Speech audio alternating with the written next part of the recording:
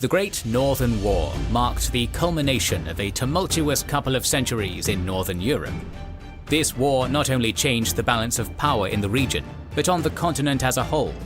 At the end of the conflict, one of Europe's newest and most militarized powers lay in ruins, and from its ashes, an empire previously on the fringe of European affairs would start its explosive rise. Welcome to our video on the Great Northern War, on how the Swedish Empire ended and the Russian Empire rose, opening the way to a new era of European history. These long videos are extremely difficult to make, and we hope you'll grace us with your likes, comments, and shares.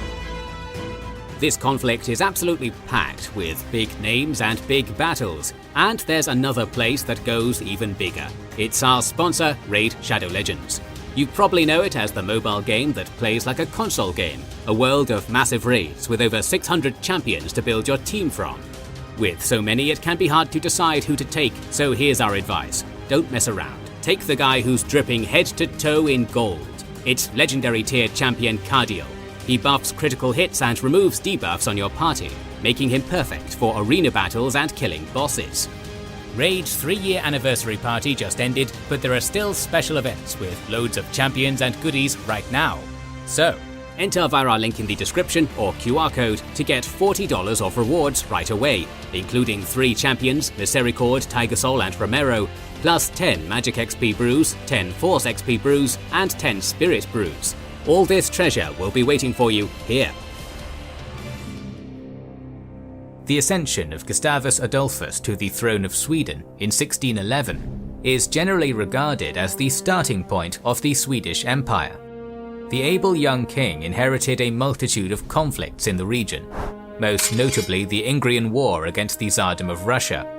The war was concluded with the Peace of Stolbovo in 1618, which stipulated that Sweden would gain Ingria and parts of Karelia, thereby denying Russia access to the Baltic Sea. Russia, which was still recovering from the time of troubles, was unable to offer any significant resistance to Swedish expansion. The war with Poland-Lithuania, which had been sporadically raging on since 1600, was concluded in 1629. Gustavus Adolphus was not able to force Sigismund III of Poland to renounce his claims on the Swedish throne, but he was able to keep most of Livonia, including the important port city of Riga, and gain valuable trade concessions. In 1618, one of the most destructive conflicts in history, the 30 Years' War, had started as well. Although the last phases of the Swedish-Polish War are considered to be a part of the 30 Years' War, the Kingdom of Sweden did not involve itself directly in the war before the King of Denmark, the former champion of Protestantism, had been defeated. Worried about Catholic domination in the empire, Gustavus Adolphus, who was a leader of a Protestant nation himself, intervened on the Protestant side. Although the Catholics were close to a complete victory, the Swedish involvement changed the tides of the war. Sweden's superior army dominated the battlefield even after the death of Gustavus, and by 1648, the war was grinding down to a stalemate. Large parts of Europe, especially the Holy Roman Empire, were left decimated demographically, economically, and militarily.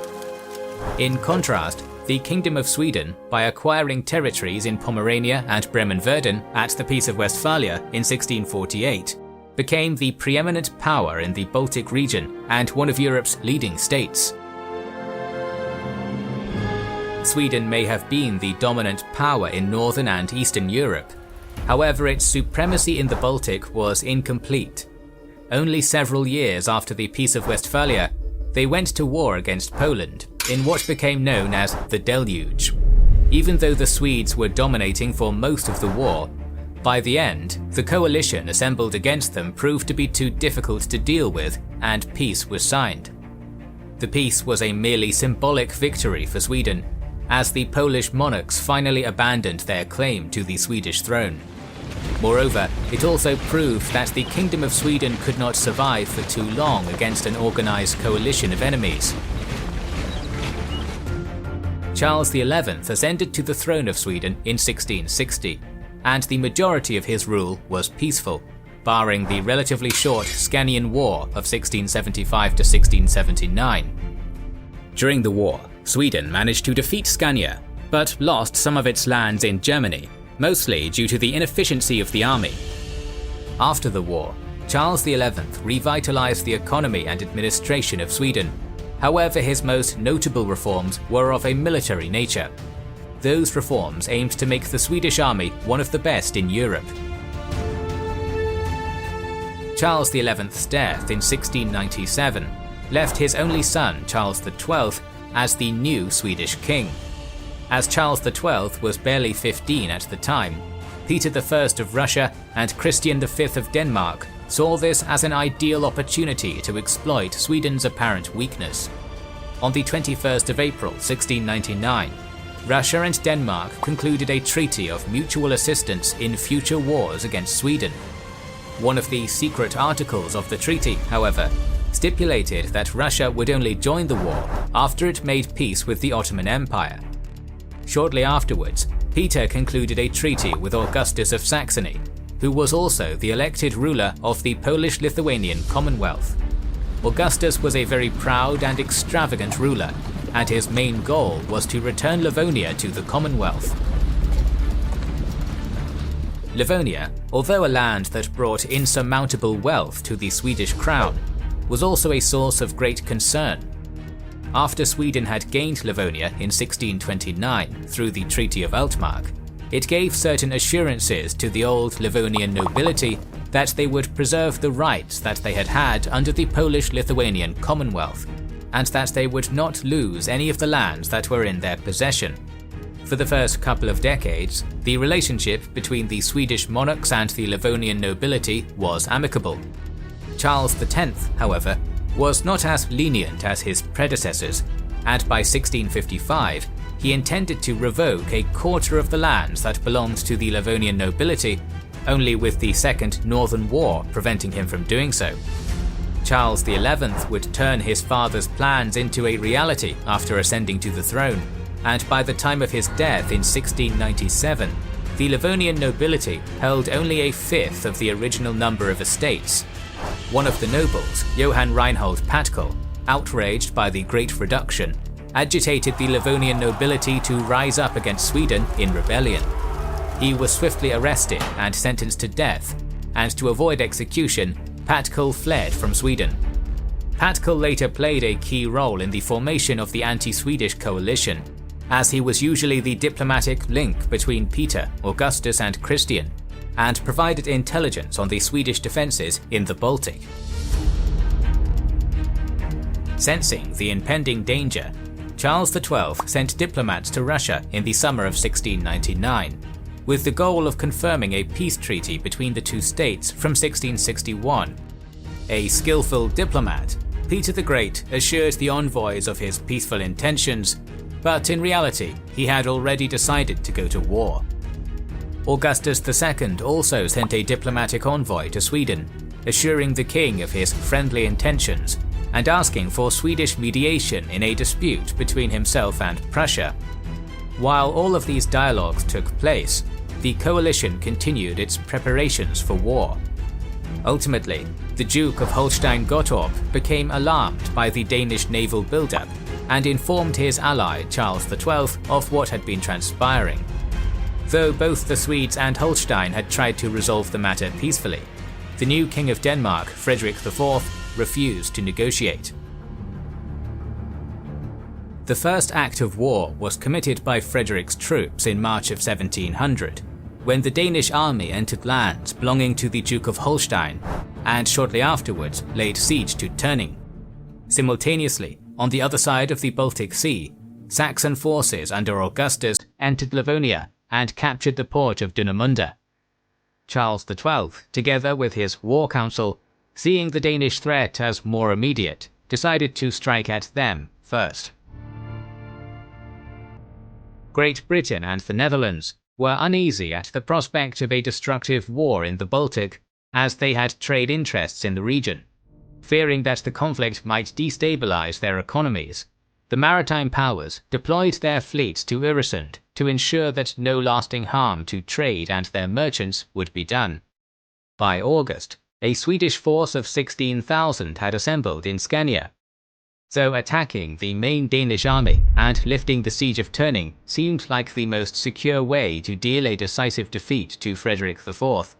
Charles opted for the riskier option of attacking the Danish mainland itself. The Swedish fleet, with Charles himself and his troops on board, managed to outmaneuver their more formidable Danish counterpart and make contact with the British and Dutch fleet. The maritime powers were willing to assist the Swedish king, so the Danish fleet was forced to retreat to Copenhagen. Skillfully avoiding parts of the island where coastal batteries were present, Swedish troops subsequently disembarked on Zealand. The Danish mustered up around 700 men and 7 artillery pieces to attack the Swedish disembarking forces. However, they were no match for the 2,500 Swedish soldiers led by Charles himself. It was here that Charles XII saw battle for the first time and proved himself an excellent leader, being the first one to jump into the water and lead the assault. The Danish were caught completely by surprise with this move, and were starting to panic, as the Swedish army was within a stone's throw of their capital. A few days after Charles set foot on Zealand, more Swedish soldiers landed there as well, and preparations were made for the march on Copenhagen. Meanwhile, the Swedish, Dutch and British fleets blockaded and started bombarding Copenhagen from the sea. With Copenhagen surrounded on both land and sea, Frederick IV of Denmark made peace with the Duke of Holstein-Gottorp, and peace with Sweden was achieved soon afterwards as well. On the 18th of August 1700, the same day that peace was made between Denmark and Sweden, Peter I of Russia declared war on Sweden and began his offensive into Ingria. The first target of Peter the Great's campaign was Narva, a crucial fort near the Baltic Sea. Peter besieged Narva with an army more than 30,000 strong, and with more than 150 cannons. Such an artillery force would have reduced Narva to rubble, were it not for the fact that the Russians suffered from a lack of ammunition due to bad roads. With trouble brewing in the west, in what would become the War of the Spanish Succession, the fleet of the maritime powers transported the Swedish army back to the mainland before setting sail westwards. As the Swedish army was fully united, Charles was able to set sail for Livonia. Though Dunamunda fell to Saxon forces quickly and with little resistance, Patkul gravely misjudged the loyalty and intentions of the Livonian nobility. He had expected the Livonian nobility to join Augustus and Riga to fall quickly too. However, Livonian support was minimal, and Saxon forces alone were not strong enough to take the city. Learning of the Danish defeat, Augustus II retreated across the Dunaj River in hope that Charles would agree to a ceasefire. Charles arrived with a part of his army in Pernau in autumn. As Augustus retreated beyond the Dunaj River for winter quarters, Charles decided to head towards Narva and the Russian army. The rest of the Swedish War Council, along with foreign emissaries, tried to persuade Charles to postpone the attack on the Russian army until after the winter had passed and the army was united. Charles, however, wished nothing other than to meet his enemy in open battle, and not even the knowledge of the size of the Russian army could dissuade him. While marching towards Narva on the 7th of November, a part of the Swedish army clashed with a Russian raiding party under the command of Boris Sheremetyev at Jõhvi. Although the Russian raiding party suffered relatively heavy casualties compared to the Swedish ones, General Sheremetyev became aware of how far the Swedish army was from Narva.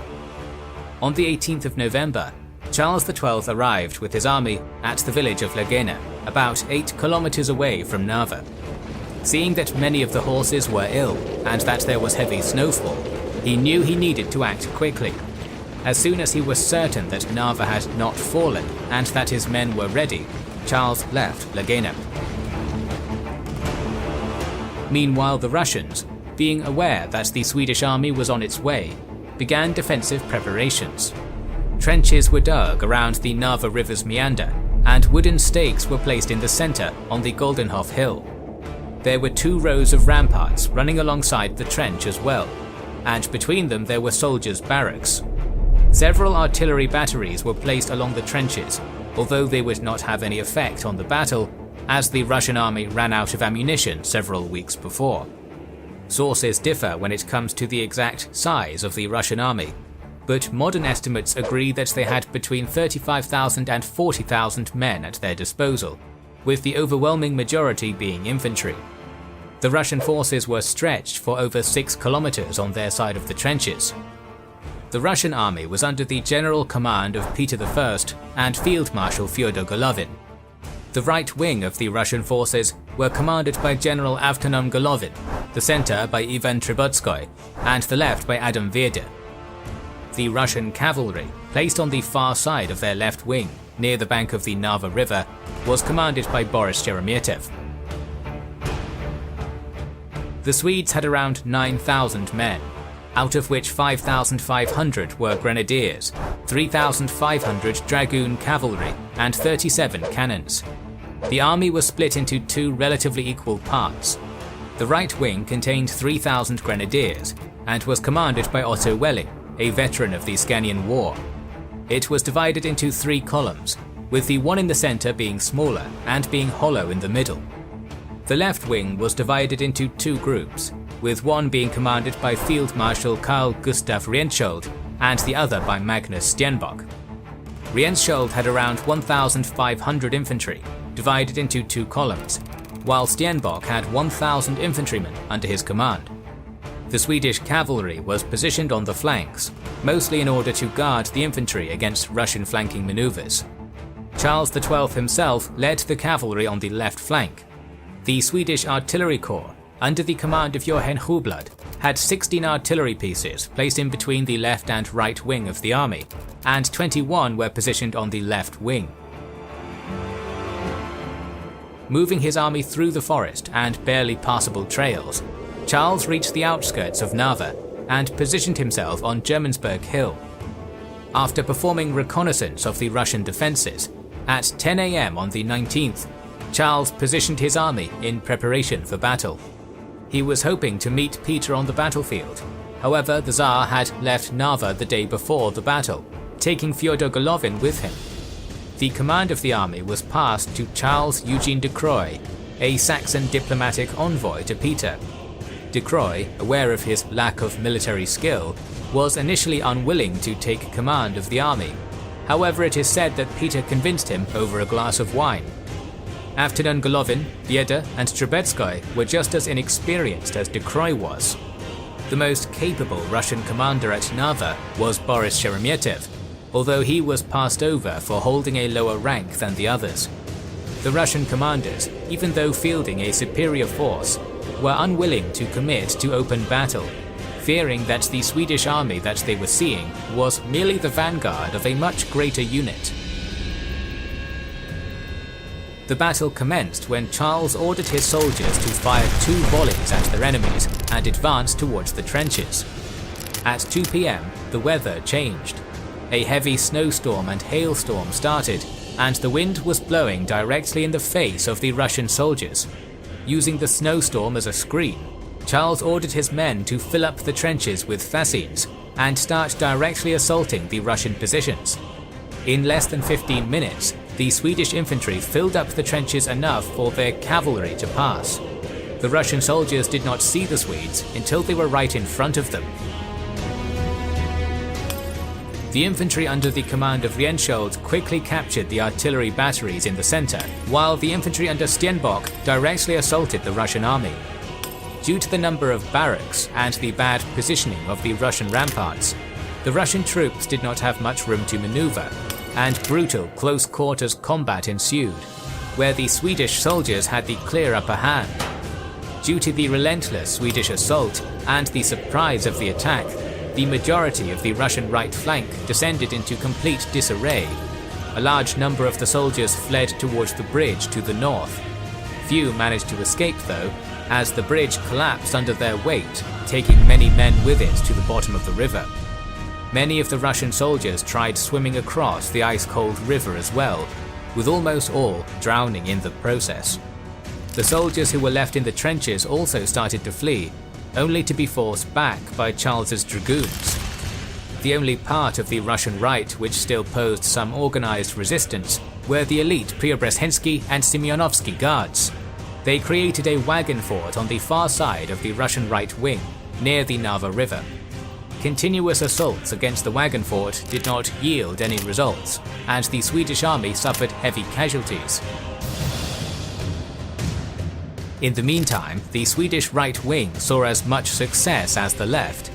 The Russian forces were quickly routed, and part of the Swedish right was able to join the left wing shortly afterwards. Sheremetyev, seeing that the cavalry would be useless in this type of close-quarters combat, fled southwards. De Croix, also aware of how dire the situation was, decided to surrender to Charles. As night began to fall, the battle became even more fierce and bloody. Charles drew up many of his footmen in between the city and the entrenchments so that he could not be surprised from any side. Wishing to cut the lines of communication between what was left of the Russian army's wings, Charles ordered Hublot to capture the artillery battery on Goldenhof Hill. By morning, General Golovin surrendered as well. His troops were allowed to keep their arms, as Charles admired the bravery of the two elite guards. General Wiede, learning of the surrender of the right wing, subsequently surrendered the left wing. After receiving the arms and standards of the left wing, Charles allowed the rest of the Russian army to leave over the bridge, which his forces had already repaired. The battle was a catastrophe for the Russians, as their casualties amounted up to 10,000 men, with De Croix and most of the other commanders ending up as prisoners. The Swedish army, on the other hand, lost less than 1,500 men. To make matters worse for the Russians, the Swedes had captured 143 cannons and 28 mortars, almost the entire amount of artillery that Peter the Great had at his disposal, as well as the entire Russian baggage train. The Battle of Narva confirmed two things to Europe: that the Swedish army was one of the best, and that the Russian army was as ineffective as it was large. Charles XII, merely 18 years of age, proved that he was a more than capable military commander who, backed by an army of as great quality as the Swedish one, could overcome the insurmountable odds that were stacked against him. With the victory at Narva, a complete Swedish victory in the war seemed like a distinct possibility. On the other hand, knowing that his army was merely beginning to reform, Peter the Great was not disheartened, and he famously remarked, "They have beaten us, they might beat us again, but in time they will teach us how to beat them." While Charles and his forces settled around Dorpat for winter quarters, news of his victory at Narva created shockwaves throughout Europe. Peter the Great, realizing that Augustus II might already be trying to enter peace negotiations with Sweden, offered the Saxon elector financial and military help in return for staying in the war. By the beginning of the campaigning season, in May, reinforcements from Sweden arrived in Revel, and they joined the main Swedish army in the middle of June. Having united his forces, Charles set off for Riga on June 17th. However, as the Russians frequently raided and harassed Swedish positions, he was forced to leave behind 6,000 men in Ingria and Estonia under the command of Schlippenbach. Although the Saxon army besieged Riga from the beginning of the war, they did not have the manpower or the equipment to take the well-fortified city. After learning of the arrival of the Swedish army in Livonia in late 1700, the Saxon troops retreated beyond the Dunaj River, modern Daugava, for winter quarters. During the winter season, the Saxons, under the command of Steinau, heavily fortified their side of the river in preparation for a possible Swedish crossing. The Swedish army arrived near Riga on July 14th, and Charles, being aware that making a direct crossing would be a huge risk and quite costly in manpower, opted to weaken the Saxon defense first. several hundred of his horsemen, as well as part of Riga's garrison, were ordered to head upriver towards Cockenhusen, a seemingly ideal place for a crossing. As a result, Steinau was forced to stretch his forces thin to cover both the possible crossing points at Cockenhusen and the one near Riga. On the evening of the 18th, Swedish forces embarked on transport ships at Fassenholm and began their crossing. Meanwhile, engineers were ordered to create a makeshift floating bridge across the river as well. The crossing Swedish army, led by Charles himself, consisted of around 7,000 grenadiers and only 100 cavalry, while their Saxon counterpart had a 20,000-strong army on their side. As soon as the transport boats reached the middle of the river, the Saxon artillery started firing at them. However, the artillery barrage would be ineffective. At the same time, the Swedish artillery, placed both on their side of the river and on two riverboats, began shelling the Saxon redoubts. Awaiting the Swedish assault, a Saxon army under the command of Steinau drew up in two lines between the two redoubts. The army that Steinau managed to gather in such a short period of time consisted only of about 3,500 men, and it was made up mostly of infantry and a small amount of cavalry on the flanks. Charles, seeing that such a force was descending upon his men, drew up around 3,000 grenadiers and prepared for the Saxon assault. The Saxons attacked the Swedish army furiously.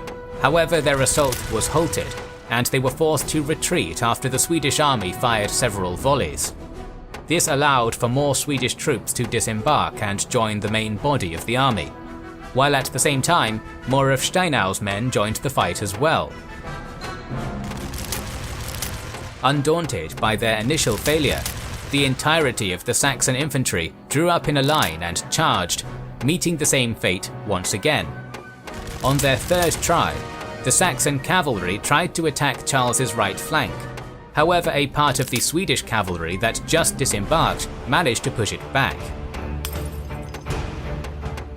This pattern of Saxon assaults and retreats dragged on until 7 AM on the next day, when the Swedish army captured the first redoubt.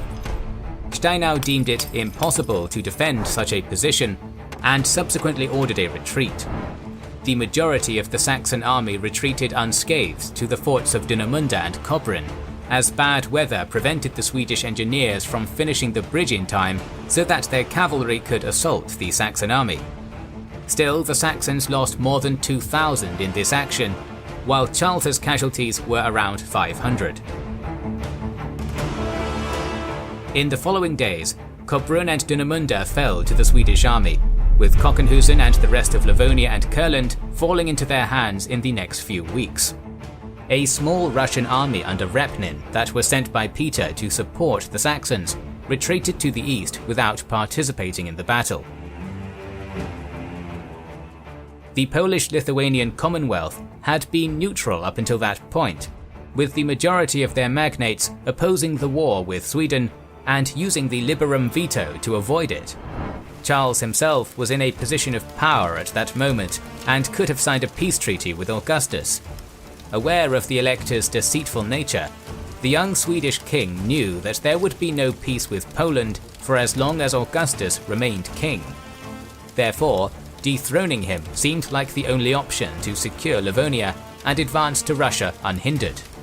It is also speculated that Charles had taken a personal disliking towards Augustus, as the two of them had quite opposite personalities. The Polish-Lithuanian Commonwealth was far from what it once was. The cracks on the internal political machine of the state were evident. Many of the magnates did not support their elected king, and some were even openly against him. In the beginning of autumn in 1701, as soon as Charles started advancing into Kurland, he was met by several minor Lithuanian nobles, asking him to avoid taking control of their lands in exchange for their logistical support. Lithuania was, at the time, divided between two powerful noble families, the Oginsky and the Sapieha. Augustus himself was at odds with the Sapieha family, and allowed the Oginski to raid their lands with impunity. The two counts of Sapieha, seeing an opportunity to protect their lands and expand their influence, met with Charles as well, offering their support in exchange for protection against Oginski and the dethroning of Augustus. Although minor Swedish expeditions took place in Lithuania in the last few months of 1701, with Kaunas and Vilnius falling by January, no significant result was achieved, as Oginski refused to give open battle and was still harassing the Swedish forces. By February of 1702, Charles returned to Kurland and started making preparations for his advance on Warsaw. Seeing the gravity of the situation, Augustus called for a diet in the capital, asking the Polish nobility for support.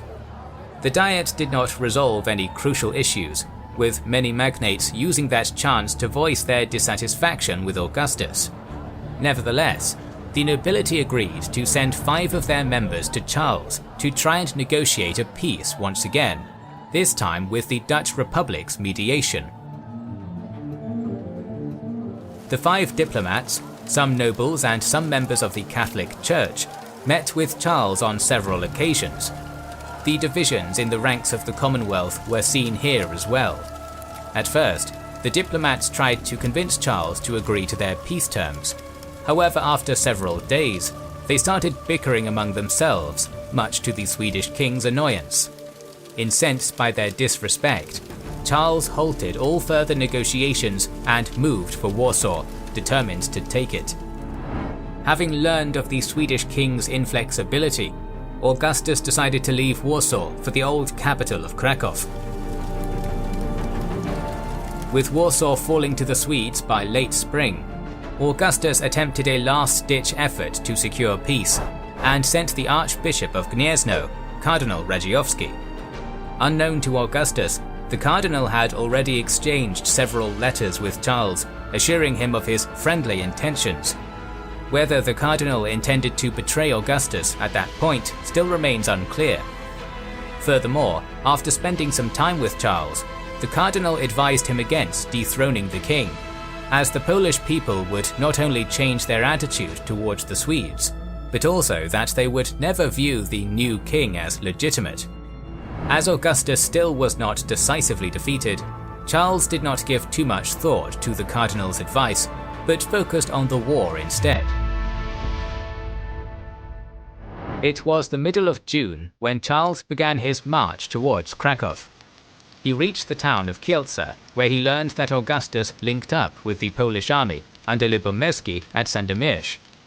After an unsuccessful Saxon ambush on a Swedish scouting unit, the Swedes learned of Augustus's position at Klisov.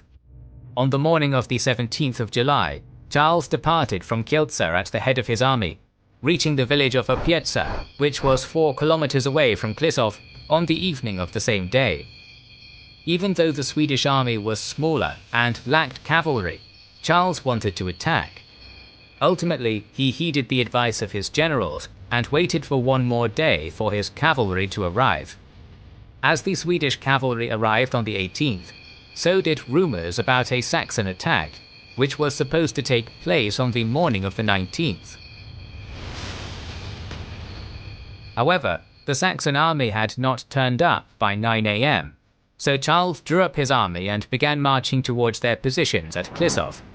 He had roughly 12,000 men at his disposal, with about 8,000 grenadiers and 4,000 cavalry, as well as 4 artillery pieces.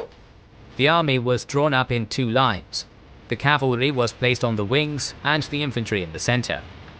The right wing was commanded by Charles XII himself, the center by von Lewin, and the left wing by Duke Frederick IV of Holstein-Gottorp. The majority of the Swedish army advanced through the forest towards Klisov, with only the left wing taking the more open route.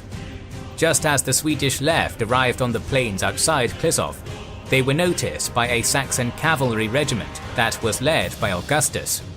As the Saxon elector was confident that only a small unit was advancing towards his positions, he lowered his guard and did not take the threat seriously. Charles, seeing the element of surprise as critical, ordered his cavalry to lower their standards and the infantry to lower their pikes, just as they passed onto the plains outside Klisov. Augustus fell for that trap as well, and perceived the Swedish army as only a reconnaissance unit. The Saxon army consisted of 16,000 men, 9,000 of whom were infantry and 7,000 cavalry. Augustus also had an 8,000 strong Polish cavalry unit, consisting of 1,000 elite winged hussars, 3,000 panzerni, 500 dragoons, and 3,500 Cossacks and Wallachian light horse. The army of Augustus also had the majority of its infantry in the center and the cavalry on the flanks. The left wing was led by von Tremper, the center by Schulenberg, and the right by von Flemming, while the Polish units on the far right were led by Lubomirski. Augustus's forces occupied the higher ground, where they placed their 46 artillery pieces, and their position was also additionally protected by a chevaux de frise. At noon, Charles ordered his right wing to pass around the woodlot in front of it from the left side, also the center and left wing to advance directly towards the Saxon positions. Now aware that this was not just a reconnaissance unit, but the main Swedish army, Augustus ordered his artillery to fire on the Swedish forces. Right before the Saxon camp, there was a dense marsh from the village of Kokot to the village of Vyszbica, which hindered the Swedish advance. The Saxons were in a very advantageous position at that point, their artillery wreaking havoc upon the Swedish army. Charles XII, seeing the absolute impossibility of attacking the enemy directly, ordered his army to wheel to the left, thereby taking higher ground and disengaging from the marshes. The Saxon army, now being forced to draw towards the right, left its advantageous positions on the high ground, and a part of it ended up in the marshes instead. At 2 p.m, the Swedish left wing began its attack. Just as Frederick IV was marching towards the Polish cavalry, he was struck by a cannonball and was taken to his tent, where he would die a few hours later. Now commanded by Welling, the Swedish left still charged the Polish cavalry thrice, completely crushing even the winged hussars and forcing the entire wing to rout. Afterwards, Charles took control of the left and began advancing towards the Saxon center. To avoid being outflanked, the Saxon center began a retreat. However, they exposed themselves to the elite Swedish infantry in the center, which began firing destructive volleys at them, dealing massive casualties. The Saxon retreat was made even more difficult by the marshland which was behind their initial position, and the Swedish soldiers used that opportunity to shoot as many of them down as possible. On the other side of the battlefield, the Saxon cavalry attacked the Swedish right wing. Though the Saxons initially had the upper hand there, they were repulsed by the Swedish right and were forced to retreat. As the main Saxon army had already routed, their left ran into the rest of the Swedish army on their retreat. The Saxon left bravely fought to escape from their encirclement. However, they lost many men to the fire from the Swedish infantry in the process. In the end, the winning Swedish army lost less than 1,000 men, while the Saxons lost 3,700, 1,700 of whom were captured. The exact number of Polish casualties is unknown, however they are noted to have been great. The Swedish army also ended up in possession of the 46 Saxon artillery pieces and their war chest. Augustus's downplaying of the danger which the Swedish army posed to his own cost him the advantageous initial position. That, combined with the superiority of the Swedish soldiers and Charles's tactical acumen, proved to be an insurmountable obstacle for the Saxon-Polish army. Augustus retreated with what was left of his army to Sandomierz, hoping to get more support from the Diet there, while on the 31st of July, Charles entered Krakow. The Battle of Klisov marked the last time that the famed winged hussars were used in battle. Symbolically, it would also mark the beginning of the end of the Polish-Lithuanian Commonwealth. This decisive victory brought Charles one step closer to a complete victory, which seemed impossible less than 2 years ago. A couple of weeks later, a 12,000-strong Swedish army from Pomerania arrived in Krakow as well. Augustus, seeing the gravity of the situation, left Sandomierz with 4,000 cavalry and advanced towards Warsaw to retake it. He had hoped to call for another diet and gather military and financial support from the nobility. The diet did not go according to his plans though, as an increasing number of noblemen voiced their dissatisfaction with the fact that Augustus involved the Commonwealth in the war. Several noblemen even threatened to openly back Charles in the conflict. Growing more desperate, Augustus sent countless envoys to the Swedish king in the autumn of 1702. However, Charles would not accept any of the terms that were offered. Fearing that all of his offers to Charles would go unanswered, Augustus begged for the aid of his liege via the Electorate of Saxony, the Holy Roman Emperor. Leopold I acquiesced, though his motives were not as selfless as they seemed, as the treaty he offered Charles stipulated that Sweden and Poland would end all hostilities, and that all Saxon troops would leave to join the Imperial army in the War of the Spanish Succession. The young king dismissed even this offer, as he was determined to defeat Augustus completely. By 1703, Augustus was forced to flee Warsaw again, while Charles continued consolidating his position in Poland. Although we have neglected this theatre of war for some time, it is time to return to Ingria and Estonia. As Charles turned southwards after the Battle of Narva, Tsar Peter was given some much-needed time to reinforce and improve the Russian army. Boris Sheremetev, the only Russian commander to have escaped after the Battle of Narva, was given command over the Russian forces in the north. Small raids into Estonia and Ingria were conducted regularly during 1701, but they were not decisive by any means. The first serious attempt to probe the Swedish defences in the area was made in September, when Sheremetev led a 7,000-strong army into Estonia. However, von Schlippenbach intercepted the Russian advance with a 3 times smaller army and defeated Sheremetev at Reuj. On the 7th of January 1702, Schlippenbach, who was posted between Arasfer and Aya, received word from one of his commanders that Sheremetev was advancing with a large force towards his position. Although Schlippenbach received another piece of information that the Russian force was merely a raiding party, he immediately departed towards the village of Aya. The next day at 4 p.m, the alarm sounded that the Russian forces were approaching Varban. Swedish reconnaissance learned that the Russians were carrying 2,000 wooden stakes and 30 cannons, which meant that the force was not a raiding party but an actual army. Still unaware of the true size of the Russian army, Schlippenbach ordered Baron Lewin to harass them with his cavalry, while he gathered as many men as he could. The Swedes were accustomed to fighting while outnumbered, however this time they faced a massive 6-to-1 disadvantage. Facing the 12,000 to 13,000 strong Russian vanguard, Lewin's forces were easily massacred. The Russian army advanced quickly afterwards, which ensured that Schlippenbach could not muster all of his men. Finally, the two main forces faced each other near the village of Kamar. Schlippenbach had around 3,000 men under his command, as well as 6 artillery pieces. Meanwhile, Sheremetev had 18,000 men and 30 cannons.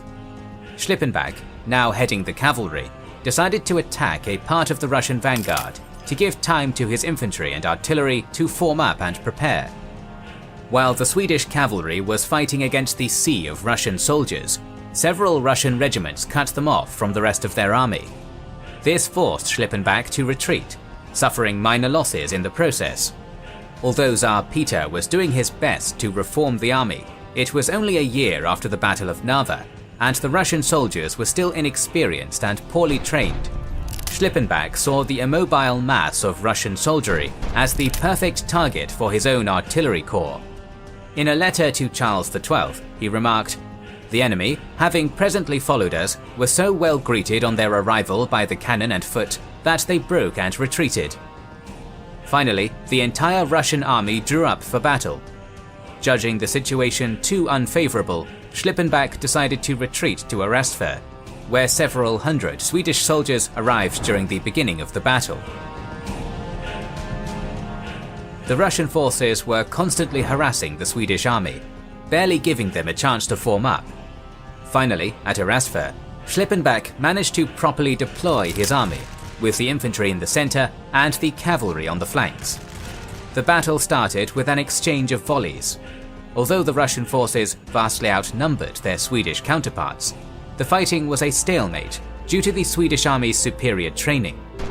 The tide of battle turned when the 30 Russian cannons started firing. Not only did the Swedes suffer major losses due to this, but some of their artillery was disabled as well. Schlippenbach, seeing no other choice, opted for a risky tactic. He ordered his cavalry to alternately cover the infantry and artillery while they were under fire. This move backfired, as the cavalry started fleeing because of the massive incoming fire, and they ran into their own men. Disorder broke within the Swedish ranks, and all the while the Russian army started advancing towards them. Schlippenbach and his officers tried to rally the troops, however it was too late. Some of the cavalry managed to cover the retreat to Dorpat, while much of the infantry was killed or captured. Peter was so elated at the news of his army's victory that he promoted Sheremetev to field marshal and sounded the bells in Moscow for the people to hear. After Arastver, the Russians faced almost no significant opposition in the area and were able to advance deep into Ingria. In the summer of 1702, the main Russian army, under the command of Peter himself, made preparations at the settlement of Ladoga to assault the Swedish fort of Notbori. Before he would begin the siege, the Tsar wanted to ensure that his army would not be vulnerable to a Swedish surprise attack. With Schlippenbach's army no longer a factor, the only two remaining threats in the area were a 5,000-strong army at Nienschatz, led by Kroniot, and the Swedish Ladoga flotilla. With Kroniot unwilling to leave the safety of his fort, and with the destruction of the Ladoga flotilla in late August, Peter was now free to advance on Notbori. The Russian army arrived near Notbori on the 27th or 28th of September 1702. Although the fort of Notbori was in essence a medieval fort, with high walls and towers, it had an excellent defensive position. It was placed on the mouth of the Neva River into Lake Ladoga. In addition, the fort also encompassed almost the entirety of the island, rendering any amphibious assault nearly impossible. Although sources offer diverging details, the size of the Russian army was estimated to have been between 20,000 and 30,000 men, together with 50 artillery pieces. The Swedish garrison was commanded by Lieutenant Colonel Gustav Wilhelm von Schlippenbach, uncle of the aforementioned General Schlippenbach. It numbered around 225 men, with 124 guns, most of which were small.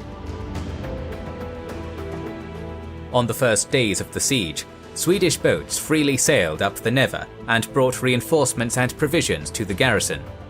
The Swedish defenders now numbered around 250.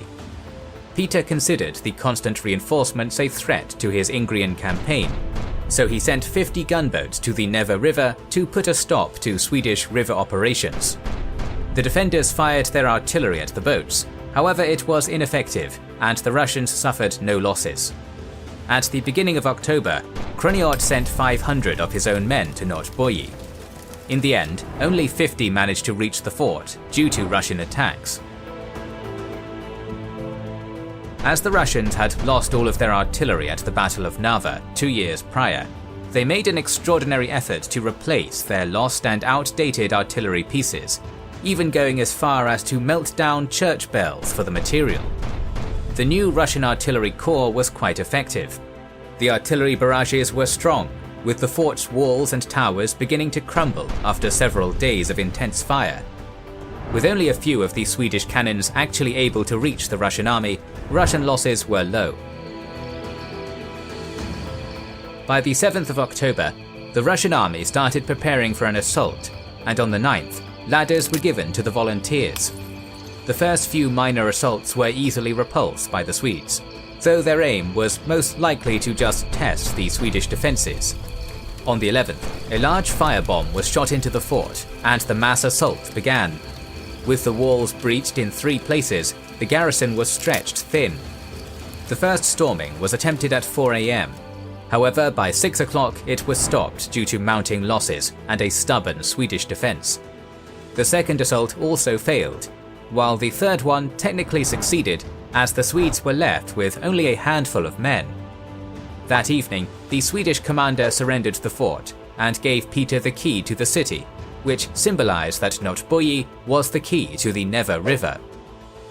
Peter, recognizing that as well, renamed the city to Schlüsselburg and placed it under the command of his most trusted general, Menshikov. The siege, though relatively short, left the Russian army exhausted, and the Tsar's desire to repair and improve the fort gave them some time to recover.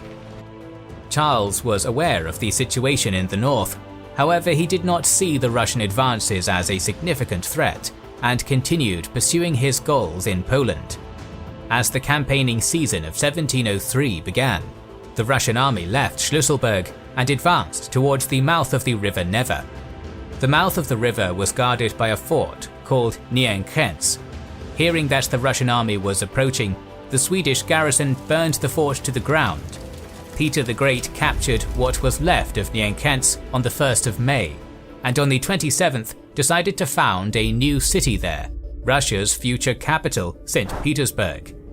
In order to build the superior city and the fortresses around it, tens of thousands of serfs were forcefully brought to St. Petersburg.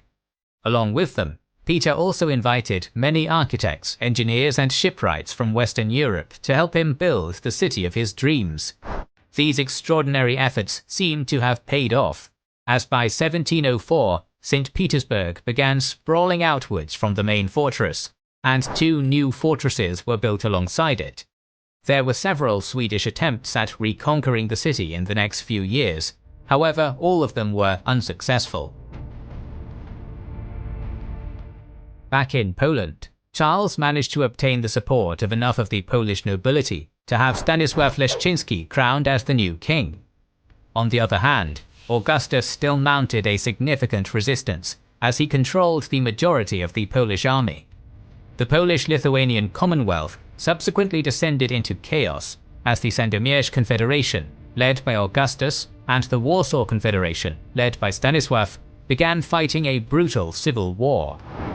Due to the chaotic nature of the conflict, forts and cities continuously changed hands between the 2 confederations and Sweden, and it's difficult to discern who controlled several parts of the Commonwealth at different points in time.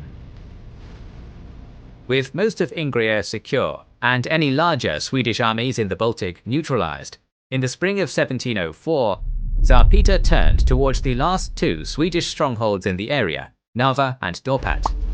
In April, the commander at Narva, Henning Rudolf Horn, asked the Swedish government for more men and supplies, as Russian soldiers were gathering on the other side of the river. He had also asked the navy to attack Nienschatz to relieve some of the pressure on Narva.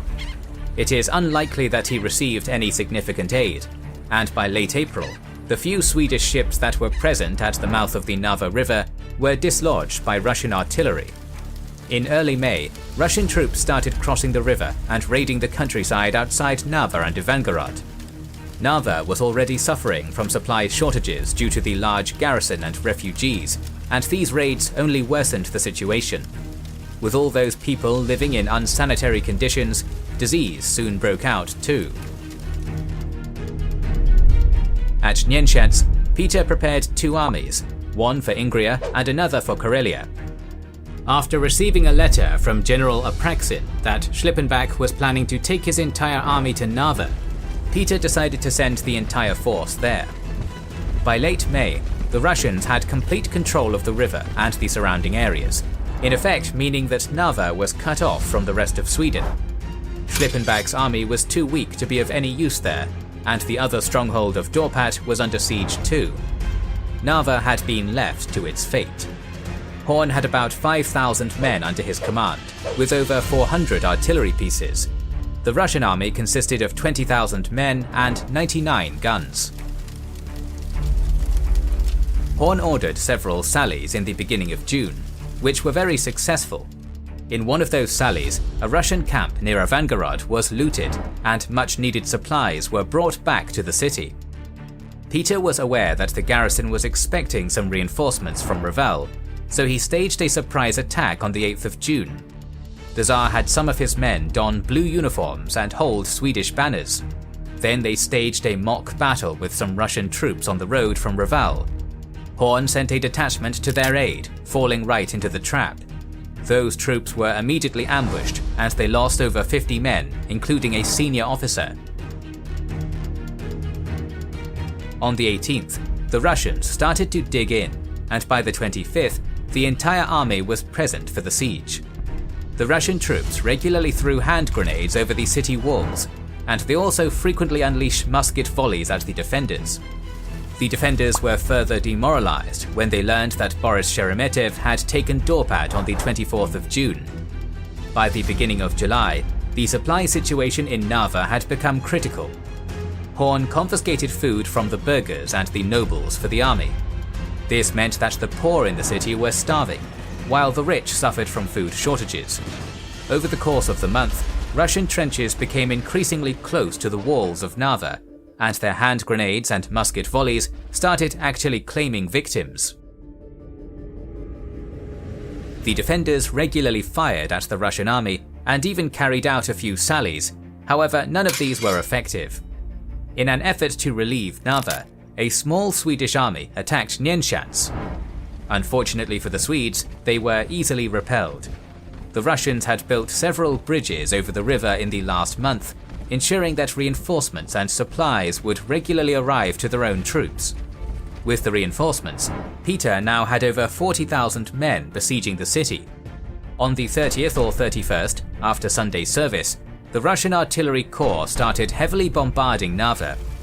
One of the shots hit the gunpowder and chemical warehouse, leading to a massive explosion and fire in the city. With morale being at an abysmal level, soldiers and civilians alike started surrendering and defecting to the Russian side at the beginning of August. The Russian siege leader, Ogilvy, offered lenient terms in return for surrender. Horn, however, asked for a ceasefire instead, and the Russian War Council subsequently decided to storm the city. On the 10th, the signal was given for the assault to start. Regular Russian soldiers started concentrating on the breaches in the walls, while the elite Preobrazhensky regiment climbed the walls of the bastions. Due to precise artillery fire, the Swedish artillery was rendered useless during the assault. The Swedish soldiers defended the breaches bravely, though they were forced to retreat due to concentrated musket fire. As the Russians started streaming through the breaches, Horn had a mine detonated there. This did not stop the attackers for long, as they soon started entering the city en masse. Horn retreated with a handful of men to the walls of the old city, where he was surprised to see that the only soldiers approaching were Russian ones. Left without a choice, Horn surrendered in exchange for mercy towards the city's inhabitants. In spite of the promise given to Horn, brutal looting, rape and pillaging ensued. 1,800 members of the garrison were imprisoned, while the rest were killed during the battle. On the other hand, the number of civilian casualties are thought to be huge, though the exact number is unknown. The Russians lost around 3,000 men.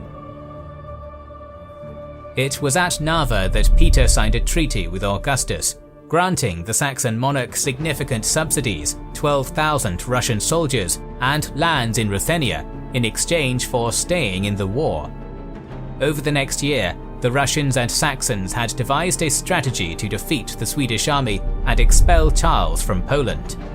The Grodno campaign, as it later became known, aimed to capture the Swedish forces in a pincer movement, with a three-sided offensive from Lithuania, Ruthenia and Saxony. Charles was not sitting idly either, and by the summer of 1705, he had convinced the Diet in Warsaw to start working on a peace treaty and to crown Stanisław as king. As what was going on in Warsaw was seen as a possible catastrophe for Augustus's war effort, not to mention the fact that it represented a significant hit to his pride, He knew that he had to act quickly. A large Saxon cavalry force was sent to assault Warsaw and to stop the coronation of Stanisław.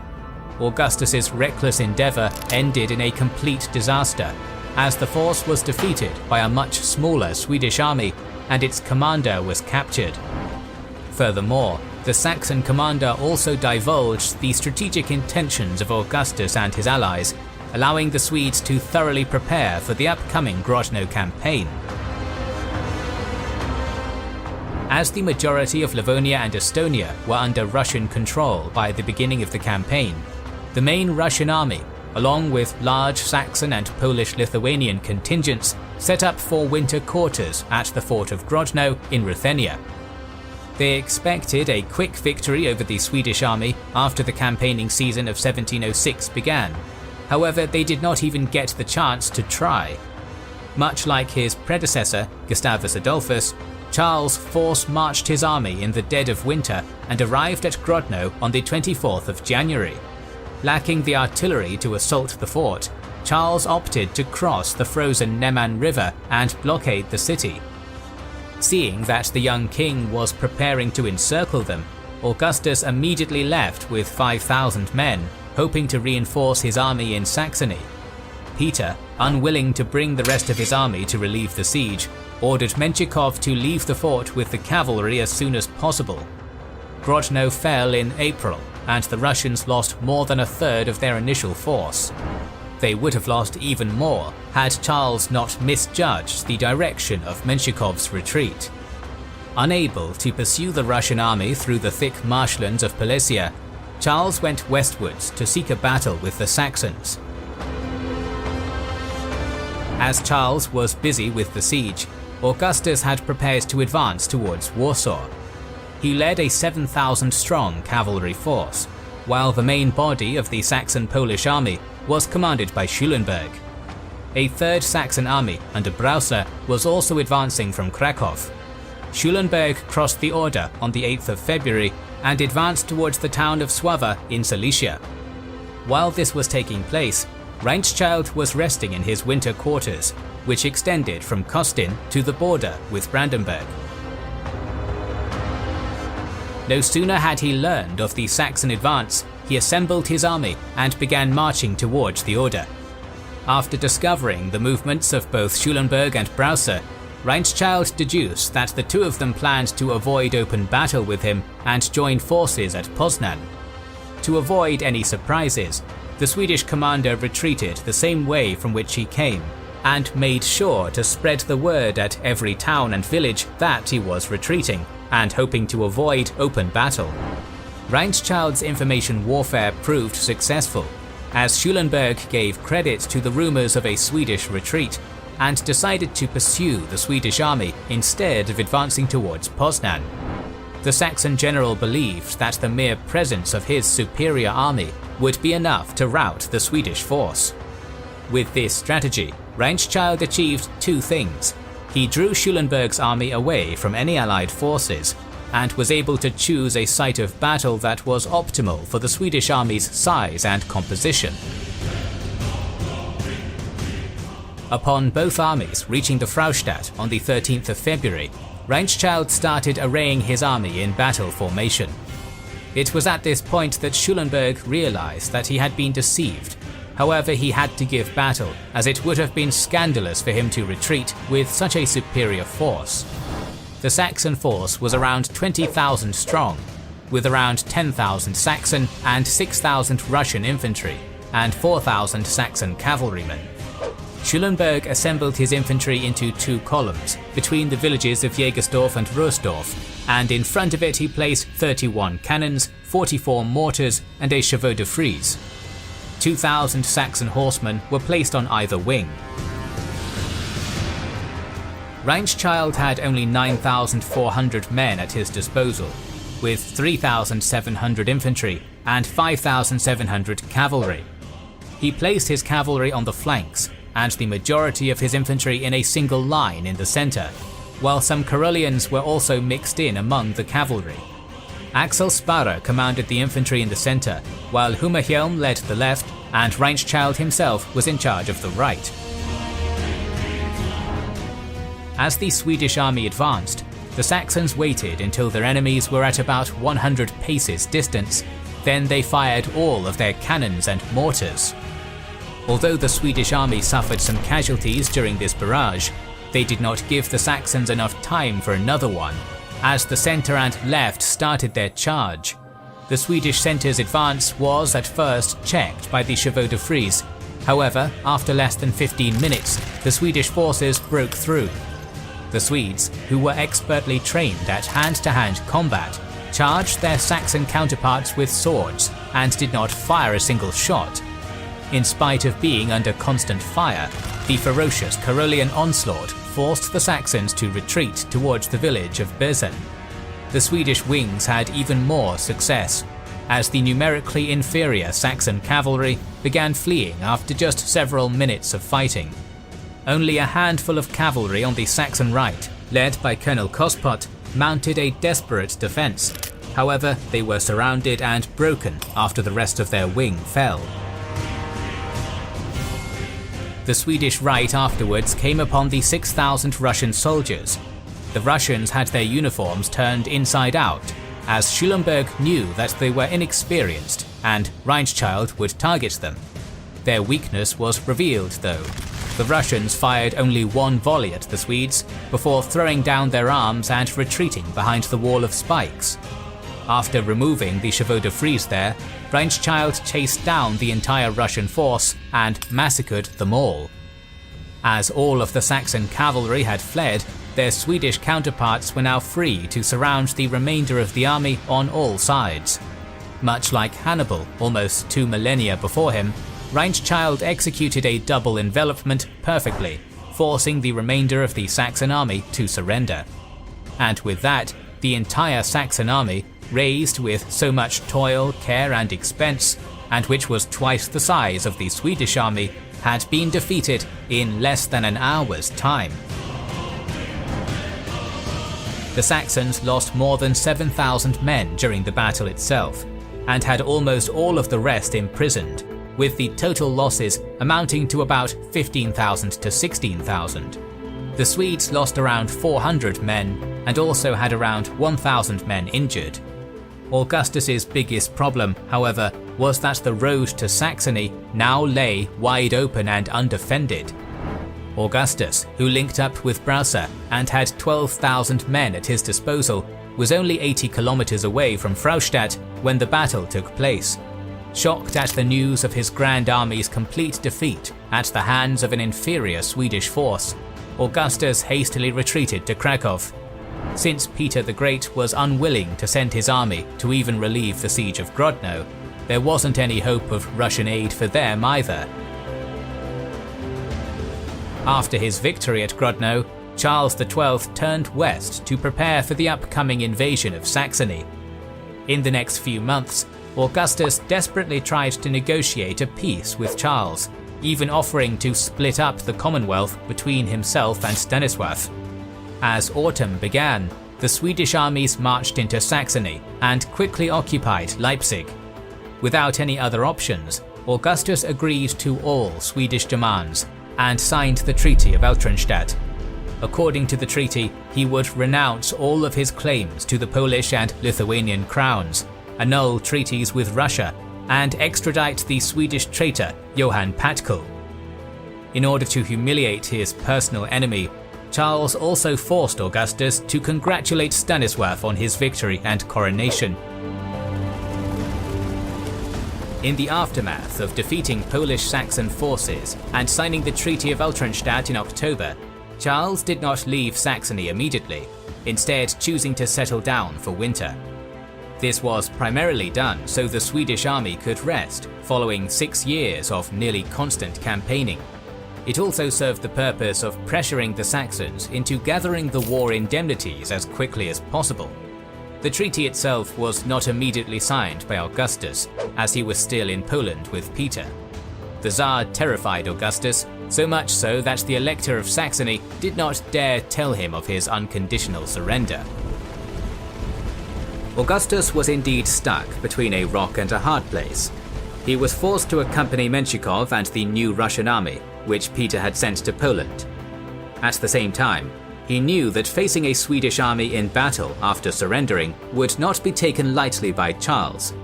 In fact, during the very signing of the treaty, Augustus was on the march from Lithuania to Lublin because Menshikov intended to fight a Swedish army in western Poland. That Swedish army, led by Mardefelt, received a letter of warning from Augustus about his situation and what Menshikov's goals were. Mardefelt, still uninformed about the signing of the Treaty of Altenstadt, thought that it was another ruse by Augustus and did the contrary of what the Elector had asked him to do. Mardefelt was initially hesitant to face Menshikov in battle due to the allied army's size. Alas, he was encouraged by the voivode of Kiev, Józef Potocki, who said that the Polish soldiers would fight to the last drop of blood, and decided to march towards the Allies' position at Kalisz. The Swedish-Polish army found an advantageous position between the villages of Dobrzec and Kozelnawicz and arrayed in battle formation. Menshikov's army formed up across from them. Mardefelt had around 4,000 men under his command, with another 9,000 to 10,000 Polish allies under Potocki. On the other hand, Menshikov had over twice as many men: 5,000 Saxons, 9,000 Russians, 4,000 to 8,000 Cossacks and Kalmyks, and another 7,000 troops belonging to the Sandomierz Confederation. The Swedish soldiers were placed in the center, while the Polish cavalry was on the flanks. Meanwhile, Menshikov placed his own Polish troops in the center and the Russian and Saxon forces on the flanks. However, he also left a cavalry contingent on the far left side for flanking purposes. Both sides had between 10 and 15 guns, although it is unknown whether they were of any significance to the battle. The battle commenced on the 29th of October between 3 and 4 p.m. Wanting to prove Mardefelt wrong for implying that the Polish were cowards who avoided battle, Potocki led his cavalry on a massive charge towards Menshikov's line. At the first charge, after only several minutes of fighting, Potocki's troops started fleeing, with some of them even retreating behind a wagon fort. The Swedish troops, now left alone against a massive army, prepared for the inevitable.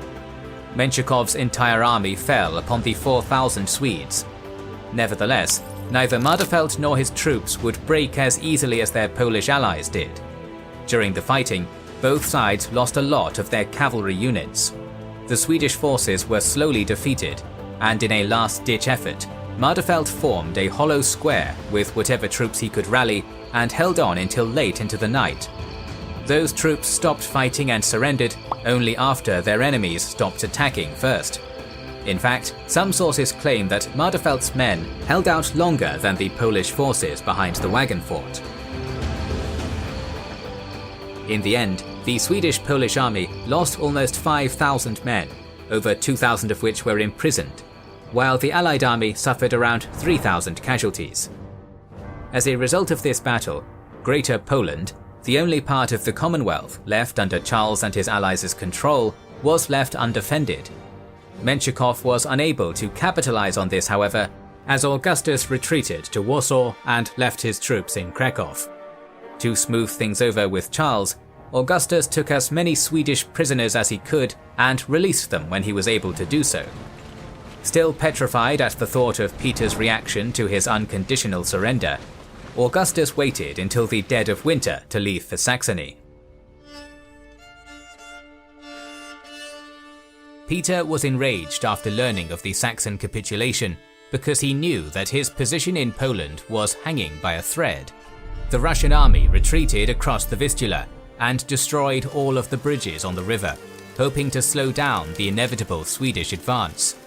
Left without any proper allies, Peter tried to keep the Polish resistance against the Swedes alive by all means. At first, he tried to bribe and threaten the Polish nobility into not acknowledging Stanisław as king. With Poland devastated by the civil war, the vast majority of the magnates refused to fight the Swedes even if they did not support Stanisław. Having failed to rally the magnates to his side diplomatically, the Russians started brutally raiding the Polish and Lithuanian countryside, and they also besieged the important port of Gdansk. The siege was easily repelled, and military pressure proved to be impractical, as now Peter was just making more enemies. as a final desperate measure to keep the war in the Commonwealth alive, the Tsar sent an envoy to Pope Clement XI. He promised to work on reuniting the Catholic and Orthodox churches if the Holy See denounced Stanislav as king. Whether his intentions were sincere or not is unknown, though the talks broke down quickly regardless. Without allies, and with the Russian army exhausted by war, Peter went to great lengths to make peace with Charles. He even offered to return all of the conquered lands except for St. Petersburg and the forts along the Neva. The ambitious Charles XII was confident in victory, however, and said to his commanders, "Gentlemen, I have resolved never to make an unjust war, but to end a just one only with the utter ruin of my enemies. I will attack the first to take the field, conquer him, and then deal with the others." Hampered by the constant arrival of foreign diplomats, the slow arrival of reinforcements, and by Augustus himself, the Swedish forces only left Saxony in the autumn of 1707. At the end of the year, Charles crossed the Vistula with his army. Peter, who was celebrating Christmas in Moscow, left for Grodno immediately after hearing of the Swedish advance. He did not stay there for long, as the city was an easy target for the unified Swedish army. Incidentally, Charles entered the city 3 days after Peter left it. During his retreat to Vilnius, Peter ordered his Cossacks and Kalmyks to ravage the countryside and burn everything that the Swedish army could use. This strategy left the Swedish army with a chronic lack of supplies. Facing starvation, they took the last supplies that the peasants had, even further devastating the area. Meanwhile, Peter grew ill in early 1708, leaving all military affairs to his generals. Ill health struck him when he was facing the worst internal disorder of his reign, the Don Cossack revolt led by Bulavin. News of Peter's failing health, as well as the revolt, made the Russian army fall into disorder. Men were deserting at an alarming rate, and morale was low. The generals were also bogged down in Mahilov, as they could not agree on whether the war should be continued with Sweden. Furthermore, 32,000 men also had to be detached from the main army in order to quell Bulavin's revolt.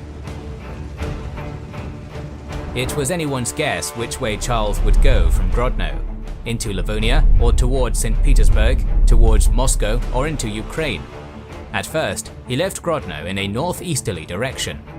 Petrified at the thought of losing his new capital, Peter ordered St. Petersburg to be additionally fortified. After forcing the city of Vilnius to resupply the army, Charles turned towards the southeast and encamped at Minsk. While there, General Leeuwenhaupt informed Charles that his army in Livonia was ready to march south and support the main army. In the following weeks, some Swedish and Russian forces exchanged fire on the outskirts of the city. This incident made Charles aware of the poor state of the Russian army. Seeing this as a perfect opportunity, Charles decided to attack the Russians at Mahilov and then directly advance towards Moscow. The Tsar ordered his generals to hold the defensive line around Mahilov at all costs, as Moscow could be easily assaulted from there. Capitalizing on the disorder within the Russian armies due to recent events, Charles sent a small diversionary force under Spare to Borisov in order to stall Goltz and his 8,000 men. The main Swedish force arrived at Bereza-Sapieska on the 25th of June and immediately started working on crossing the rivers and marshes in front of them. By the time Goltz realized what was happening, Charles was already halfway to Mahilov. Utterly surprised by the speed at which the Swedish army crossed such difficult terrain, Sheremetev and Menshikov left to form a defensive line at Holovchin, 24 kilometers away from Mahilov. Charles arrived near the town of Holovchin on the 10th of July. There he met a strong Russian cavalry force, which he did not yet have enough men to engage in a direct battle. The cavalry retreated slowly across the river. Because of the thick forests that surrounded the town, the majority of the Swedish army arrived only later that day. There was very little action in the next couple of days, as the Swedes waited for all of their units to arrive, while the Russian army was fortifying its position. Those fortifications were completed on the 13th. Trenches ran down the river and edge of the forest for several kilometers, and many artillery batteries were placed along those lines, along with a chevaux de frise. The Russian army was led by fierce rivals Menshikov and Sheremetev, as well as Repnin. They had around 30,000 men on their side. The Swedish army, led by Charles, consisted of 12 to 13,000 men, together with 28 artillery pieces. The Russian army was spread over the entire length of the trenches. However, the parts of the army that were under the command of different generals had barely any communication with each other. At 1:30 at night, the Swedish artillery, which was placed on a hill, started firing on the Russian positions under Repnin. Afterwards, the Swedish army started crossing the Vabik River, with Charles being again the first to enter the water. The Russian soldiers could not fight the Swedish crossing due to relentless artillery fire. As each unit crossed, they started engaging the Russians in battle, forcing a large part of Repnin's forces to retreat to the forest behind them. A part of the Swedish infantry wheeled to the left after crossing, thereby cutting off Repnin from the rest of the Russian army. The Russian infantry passed over their own trenches to reach the marshland. This led to them getting separated from the cavalry along the trenches, which were afterwards quickly routed. Once the Swedish forces reached the forest where the Russian infantry retreated, they came under heavy fire. At that point, Charles rode to every infantry battalion and urged them to fight the Russians with pikes and swords, rather than fire at them. They subsequently charged the Russian forces in the forest and quickly defeated them in hand-to-hand combat. By that time, it was already too late for the rest of the Russian army to offer any assistance, so they retreated to Shklov. The Swedish forces lost only around 250 men, while the Russians suffered some 2,000 casualties. As the Russian commanders didn't expect Charles to attack such a difficult position, effectively only a third of the Russian army actually participated in the battle. Charles decisively defeated the disorganized Russian army at the Battle of Holovchin. However, the majority of the soldiers and generals escaped unharmed to Smolensk. The bridges across the Dnieper were burned during the retreat. The Swedish soldiers were exhausted from the forced marching, food shortages, and bad weather, so they could not build new bridges for a month. After crossing the Dnieper, it became evident that the Russian forces had extensively employed scorched earth tactics.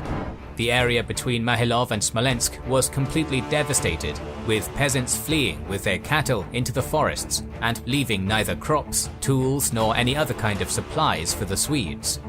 Additionally, the Russian army burned down almost all buildings, leaving no sturdy shelter from the worsening weather.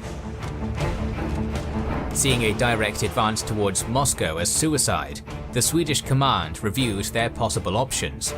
As Charles refused to advance into Russia in the aftermath of the Battle of Narva, it came as a surprise to many that he chose to do so now. A variety of factors contributed to his decision. His belief that Ruthenia was a prosperous and resource-rich land, that the Ukrainians wanted to rebel against the Russians, and that he could expect aid from the Cossacks and Crimean Tatars. Meanwhile, a Polish army advanced into Ruthenia as well. The hetman of the Zaporozhian Cossacks, Ivan Mazepa, was worried at this confluence of several large armies into his lands. He asked Peter for military support. However, the Tsar refused, content to just shadow the Swedish army during its march. Mazepa saw this as a betrayal of a treaty between the Cossacks and Russia, and promptly allied with the Poles and the Swedes. The Russians retaliated quickly, seizing the Zaporozhian capital of Baturin, massacring all of its inhabitants and allegedly tying them to crosses and floating them down the Dnieper. The Russian army also continuously employed scorched earth tactics, depleting the land of anything useful. Trying to avoid further Russian reprisals, the Zaporozhians replaced Mazepa with a new hetman and continued fighting on the Russian side. The Swedish army, once again low on supplies, was eager for the arrival of the support army. Lewenhaupt's support army was supposed to meet the main army at Mahilov in August. With significantly fewer men and resources than planned, they nonetheless managed to leave Riga in July. Due to bad weather, they fell significantly behind the main army. Peter was aware that Charles was expecting a relief force, which put Leeuwenhoup's army at great risk as soon as they were discovered. His army crossed the Dnieper River on the 2nd or 3rd of October. Russian troops started harassing them as soon as the 6th. On the 9th, the support army was merely 10 kilometers away from Slavhorat, Propoysk, where they planned to cross the Sos. It was at that point, near the village of Lesnaya, that a large Russian army started attacking them. Because of previous raids and rumors that Russian troops had already taken Propoysk, Leeuwenhaupt arrayed his support army defensively. 700 infantry and cavalry were placed at the front, followed by half the baggage. They were followed by several cavalry units, behind which was the rest of the baggage train. The remaining soldiers were placed at the edge of the forest in order to prevent any attacks. In total, Leeuwenhaupt had between 12,000 and 13,000 soldiers at his disposal, along with 16 artillery pieces. Not all of them would participate in the battle though, as about a quarter were posted to defend the baggage train. The Russian army was led by Peter himself, though he had some of his most competent generals there also. Besides the 1,000 men which took Propoysk, the Russian army numbered between 26,000 and 28,000 men, together with a massive number of cannons, possibly around 100. The battle started when the 700 Swedish soldiers in the front came under fire from the 1,000 Russian soldiers that took Propoysk. The main Russian army, on the other hand, advanced in 2 columns towards the Swedish positions, with the main goal being to take the clearing in the forest and the bridge over the Lesnyanka stream. Menshikoff's 7,000-strong column reached the forest clearing. However, they were quickly pushed back by 900 Swedes using their famous Karolian shock tactics. Hearing the gunfire, another Swedish regiment marched towards the gunfire, causing confusion within the 2 groups. Those regiments suffered some losses and were forced to retreat. Peter's and Menshikov's columns joined up at a crossroads near the Lesnyanka River, where they were met by 2,000 Swedes under Steckelberg. After his position was reinforced by another 2,500 men, Steckelberg's troops started pushing Peter's column back, even capturing some of their guns. It was only the elite Russian guards that held the line and prevented a complete rout. The Russians were much more successful in their other column. Menshikov's flanking maneuver managed to completely push the Swedes out of the forest clearing. Steckelberg subsequently ordered a retreat towards Lesnaya, leaving the Russians in control of the forest. Leeuwenhaupt attempted a counterattack to regain control, though he was unsuccessful. The fighting subsequently transferred to the fields outside Lesnaya. After a pause in the fighting, at 4 p.m. the armies started battling again. A newly arrived Russian cavalry force under Bauer charged the Swedish lines. As Karolian tactics excel in open terrain, Bauer was pushed back. In the next couple of hours, the Swedes killed many Russian soldiers. However, the sheer size of the Russian army ensured that they would suffer quite a few casualties too. Over time, they were pushed closer and closer to Lesnaya, leaving the bridge over the Lesnyanka exposed to Russian attacks. Just as the Swedish army was on the brink of defeat, the 700 soldiers that were at the front of the baggage train arrived and repulsed the Russian forces at the bridge. With their arrival, the united Swedish army fought even more aggressively and managed to push the Russian army back. At 7 p.m, the battle stopped. The Russians retreated to the forest to recuperate, while the Swedes stood in battle formation for several hours still, expecting a night attack. The attack never came though. Not wanting to waste time, Leeuwenhaupt ordered the army to assemble and to start marching towards the Sos at once. With the carriages and artillery being a much greater burden with so many fewer men, the general ordered the guns to be sunk in the marshes. By the time they reached Propoysk, the Russians had already put the town to the torch. Expecting an enemy attack at any moment, Leeuwenhaupt later ordered that all of the baggage which cannot be carried across the river should be burned or left behind. The soldiers used this opportune moment to indulge in food and drink. Many of them would wander drunk into the forest and marshes, never to be seen again. In the end, The Russians lost about 7,000 men in the Battle of Lesnaya, while the Swedes lost around 3,000. On the other hand, Lewenhaupt lost many more men at Propoysk to fear and alcohol. Only half of the men and very few provisions ended up crossing the Soz in the end.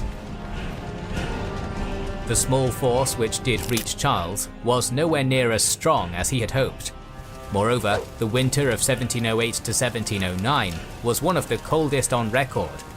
This, together with the scorched earth tactics, left the Swedish army in a disastrous state.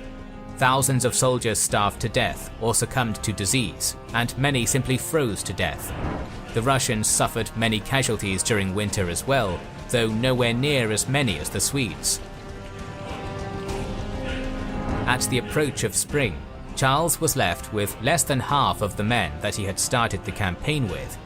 The great Cossack rebellion which he expected did not materialize. Mazeppa promised tens of thousands of soldiers for the upcoming battles against the Russians, yet the number that he could realistically muster was much smaller than that. Charles's last hope was Stanisław. The Polish and Swedish forces kept regular lines of communication during their advance into Ruthenia. Since correspondence between the two forces stopped during winter, Charles assumed that the weather simply bogged down his allies' army. The reality of the situation turned out to be far more disheartening. Stanisław's armies retreated into Poland to consolidate power, and due to a miscommunication between himself and his commanders, nobody informed Charles that he was left alone. In the end, it was one of his own envoys to the Ottoman Empire that informed the Swedish king of Stanisław's position. Unable to advance or retreat, Charles saw only one option for his army's survival. He needed to capture a well-provisioned fort and wait until support arrived. On the 1st of May 1709, the Swedish army besieged the port of Poltava, some 300 kilometers east of Kiev. The Swedes could have taken the fort easily by force. However, Charles did not want to risk any unnecessary damage to the defenses or the grain stores. Peter saw this moment as critical. He advanced towards Poltava from northern Ruthenia and ordered most of his senior generals to assemble there with their troops. By June 15th, the entire Russian army had arrived on the east bank of the Voskla River. Peter's primary objective was to cross the river with his army. To divert the attention of the Swedes, he sent some cavalry to feign a crossing south of Poltava. Charles then rode out of his camp to see what was happening. What occurred next was one of those minor chance events that sometimes decide the fate of nations. The Swedish king was shot in the foot by a Cossack and refused to have the wound tended to until he nearly fell unconscious. To make matters worse, this took place on June 17th, his birthday, a bad omen which further demoralized the Swedish troops. While Charles was weakened by fever, his generals could not agree on the response against the Russians. Peter used this opportunity to cross the river and set up camp north of Poltava. The camp was fortified afterwards, and a series of redoubts were built. To the rear, the Russian position was protected by the river and marshland. There was no chance of the Swedes mounting any flanking maneuvers. The Swedish army numbered around 22,000 men, with a similar amount of cavalry and infantry. They also had around 30 guns. However, the artillery was not used during the battle, since Charles anticipated a quick breakthrough. There were also around 3,000 of Mazeppa's Cossacks and 1,000 Poles on the Swedish side. The Russian army had in total around 80,000 men, with over 30,000 infantry, around 20,000 horsemen, and 23 to 25,000 Cossacks and Kalmyks. The Russians also had over 100 guns. The numbers and the positions of the armies remind us of the Battle of Narva. Nevertheless, there are two important differences here. The Swedish army wasn't led by its best commander, and the Russian army had been transformed from a peasant mob into a credible fighting machine. The Swedish War Council debated on whether they should use a cautious or aggressive plan of attack. The more senior commanders in the army preferred a steady offensive, while the younger ones proposed an all-out attack.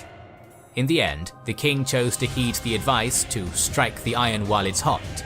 Unable to take part in the battle himself, Charles devised a battle plan and entrusted it to Field Marshal Rienschuld. What Charles did not know was that the Field Marshal was on bad terms with most of the other generals. On account of that, he failed to relay the plans properly to them, dealing a significant blow to the organization and cohesion of the army before the battle even started. Preparations for the battle started on the 9th of July 7th. The Swedes left 2,500 men to guard the baggage train and camp, 2,000 in front of Poltava to prevent a breakout, and another 1,500 to check the Cossacks and Kalmyks. A crucial part of Charles's plan was the element of surprise, so the army started preparing to attack at night. The lack of organization became evident here, as the cavalry took too long to form up and the summer night was quite short. By the time the Swedes were ready to attack, the Russians were already alert. At 4 AM, General Rus started the Swedish offensive by trying to envelop the first frontal redoubts. The Swedes attacked relentlessly and took the first two, but they were unable to advance further. Russian artillery devastated the assaulting soldiers, and they did not have enough men left to attack the remaining redoubts. The Russian commanders still feared the Swedish troops and asked Peter to send the infantry from his camp to aid the defenders at the redoubts. Peter decided to not make any unnecessary moves, since he knew that the Swedes were suffering heavy casualties and that it would only be a matter of time before they lost steam. While this was happening, Löwenhaupt and Rienschuld drove back the main body of the Russian army behind the redoubts. However, they did not coordinate their attacks well enough and were split up. Charles, watching the battle from afar, ordered both Rus and Löwenhaupt to reconnect with the main body of the army outside of the Russian camp. Rus had lost most of his men already and decided to retreat to a redoubt by the river, where he later surrendered. Löwenhaupt, after several hours of inconclusive fighting, led his 2,400 men through intense artillery fire to Rienschuld's force. With what was left of the Swedish army united, they began advancing towards the main Russian force. It was at this point that Peter ordered the gates of the camp to be opened and 30,000 of his infantry to array in battle lines. The cavalry subsequently formed up at the flanks. The Swedish commanders, seeing that the Russian line was significantly wider than their own, stretched the Karolians thin in an effort to avoid envelopment. While they were approaching the Russian army, Peter's artillery devastated the Swedish forces.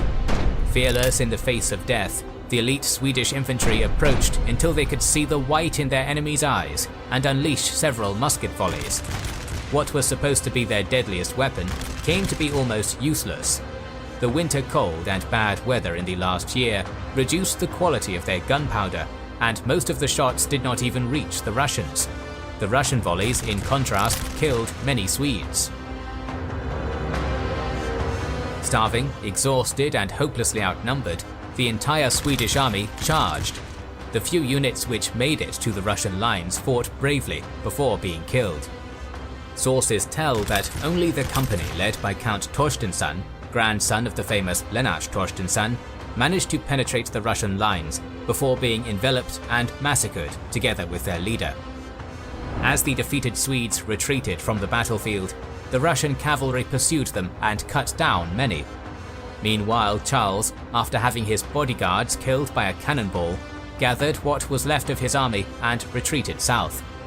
In the end, the Swedes lost around 7,000 men, with a further 2,700 captured, including Rienschuld and other top commanders.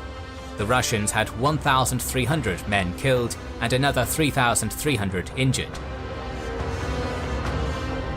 Constantly pursued by the Russian army under Menshikov, Charles sought refuge in the Ottoman Empire with 1,000 of his men. The rest of his army, in the hands of Löwenhaupt, surrendered to the Russians at Perivolozhna 3 days after the battle. The captured commanders were kept as Peter's prisoners, while the soldiers that caused Peter so much trouble were settled in Siberia. For Sweden, the Battle of Poltava was a catastrophic defeat. Its elite continental army was annihilated, grievously reducing its defensive capabilities. Peter called his great victory at Poltava a divine miracle, as he finally managed to defeat the most formidable army in Europe. Russian armies would now be free to encroach into Poland and the Baltic without any resistance. Following nearly a decade of Swedish domination in the Great Northern War, Russia would now gain the upper hand. Peter left Poltava for Kiev shortly after the surrender of the Swedish army at Perevalozhna. Once there, he sent letters throughout the continent describing the details of the battle and his complete victory. Europe was left in complete shock. Until that moment, they had only received news of continuous Swedish victories. The Duke of Marlborough famously wrote, "We have no confirmation as yet of the battle between the Swedes and the Muscovites, but should it be true of the first being so entirely beaten as is reported, what a melancholy reflection it is that after constant success for 10 years, Charles XII should in 2 hours' mismanagement and ill success ruin himself and his country." The rest of Europe's elite had a similar disposition towards the Russian victory. However, some welcomed Russia onto the European stage. The famous polymath and philosopher Leibniz remarked that Peter would now be the Turk of the North. Charles himself only avoided capture by sacrificing the majority of his elite army and his most trusted commanders. Though Russian forces pursued the Swedish king, they could not catch him before he crossed the Bug and entered Ottoman territory. Sultan Ahmed III prepared a camp for Charles and his followers at Bender, and they would settle there for the time being. Peter was elated because of his grand victory, yet he was also equally disappointed due to Charles and Mazeppa's escape into Ottoman lands. Wasting no time, the Tsar entered diplomatic talks with Augustus of Saxony, Frederick of Denmark, Frederick William of Prussia, and George I of Hanover. The victorious Russian army was subsequently split in two. Sheremetev would move north towards the Baltic, while Menshikov would advance west into Poland. Stanisław, whose position in Poland was already negligible, saw his royal authority erode completely after the defeat of the Karolian army. Augustus repudiated the Treaty of Altenstadt and advanced into Poland with an army. The magnates of the Commonwealth, either out of dislike towards Stanisław or fear of Russian aggression, began endearing themselves to their former monarch and offered him the crown once again. Left without any alternative, Stanisław joined the Swedish forces in their retreat to Pomerania and then abdicated. To compensate him for the lost crown, Charles granted him the Principality of Zweibrücken and named him Count Palatine. King once again, Augustus met Peter on the 9th of October at Turin. He feared Peter's reaction to having been abandoned in 1706. However, the Tsar did not hold a grudge. Nevertheless, at dinner, Peter could not resist an ironic thrust at Augustus's faithlessness. "I always wear the cutlass you gave me," Peter said, "but it seems you do not care for the sword I gave you, as I see you are not wearing it." Augustus replied that he prized Peter's gift, but that somehow in the haste of his departure from Dresden, he had left it behind. "Ah," said Peter, "then let me give you another." He gave Augustus the same sword he had given him before, which had been discovered in Charles's baggage at Poltava. The monarchs signed a new treaty that effectively made the Commonwealth a Russian dependency in all but name. The Russians were allowed to station their troops in the Commonwealth. Peter would become the guarantor of the rights of the Polish nobility, while Augustus would join all of Peter's wars. One secret clause of the treaty was that Augustus would be allowed to claim Livonia. In the following days, Peter also established alliances with the Prussians and the Danes, who would enter the war again by October 1709. Although the Danish king was eager to enter the war and conquer, he did not take into account the readiness of his army. The best Danish soldiers were away, fighting in the Spanish Wars of Succession under the Duke of Marlborough. The 14,000 men that landed near Helsingborg at the end of November were inexperienced, badly supplied, and poorly equipped. The commander-in-chief of the Danish army, Christian Dietzlau Reyentlauw, wanted to advance quickly on the rest of Scania. The poor state of his army prevented him from doing so, and he only started moving from Helsingborg in January. Following the capture of Kristianstad, Landskrona and Malmö were besieged. Hearing of the Danish invasion, the general Magnus Stenbock started assembling an army at Vekwer. Due to the fact that his army consisted mostly of recruits, he was hesitant to march against the Danes. Fortunately for him, the Norwegians could not organize their army at the time, and did not even launch a single raid across the border. This freed up several veteran regiments that were guarding the Norwegian border to join his army. On February 22, 1710, Stenbock started advancing towards Scania with a large force. Renthlau's initial plan was to capture some smaller settlements between Malmö and Landskrona in order to gather supplies from the people there, and afterwards set up a strong defensive position to await Stenbock. The lack of supplies and winter clothing, however, took a severe toll on the Danish army. Disease spread through their ranks, and even Rentlau fell gravely ill. His replacement, Rantzau, proved far less capable.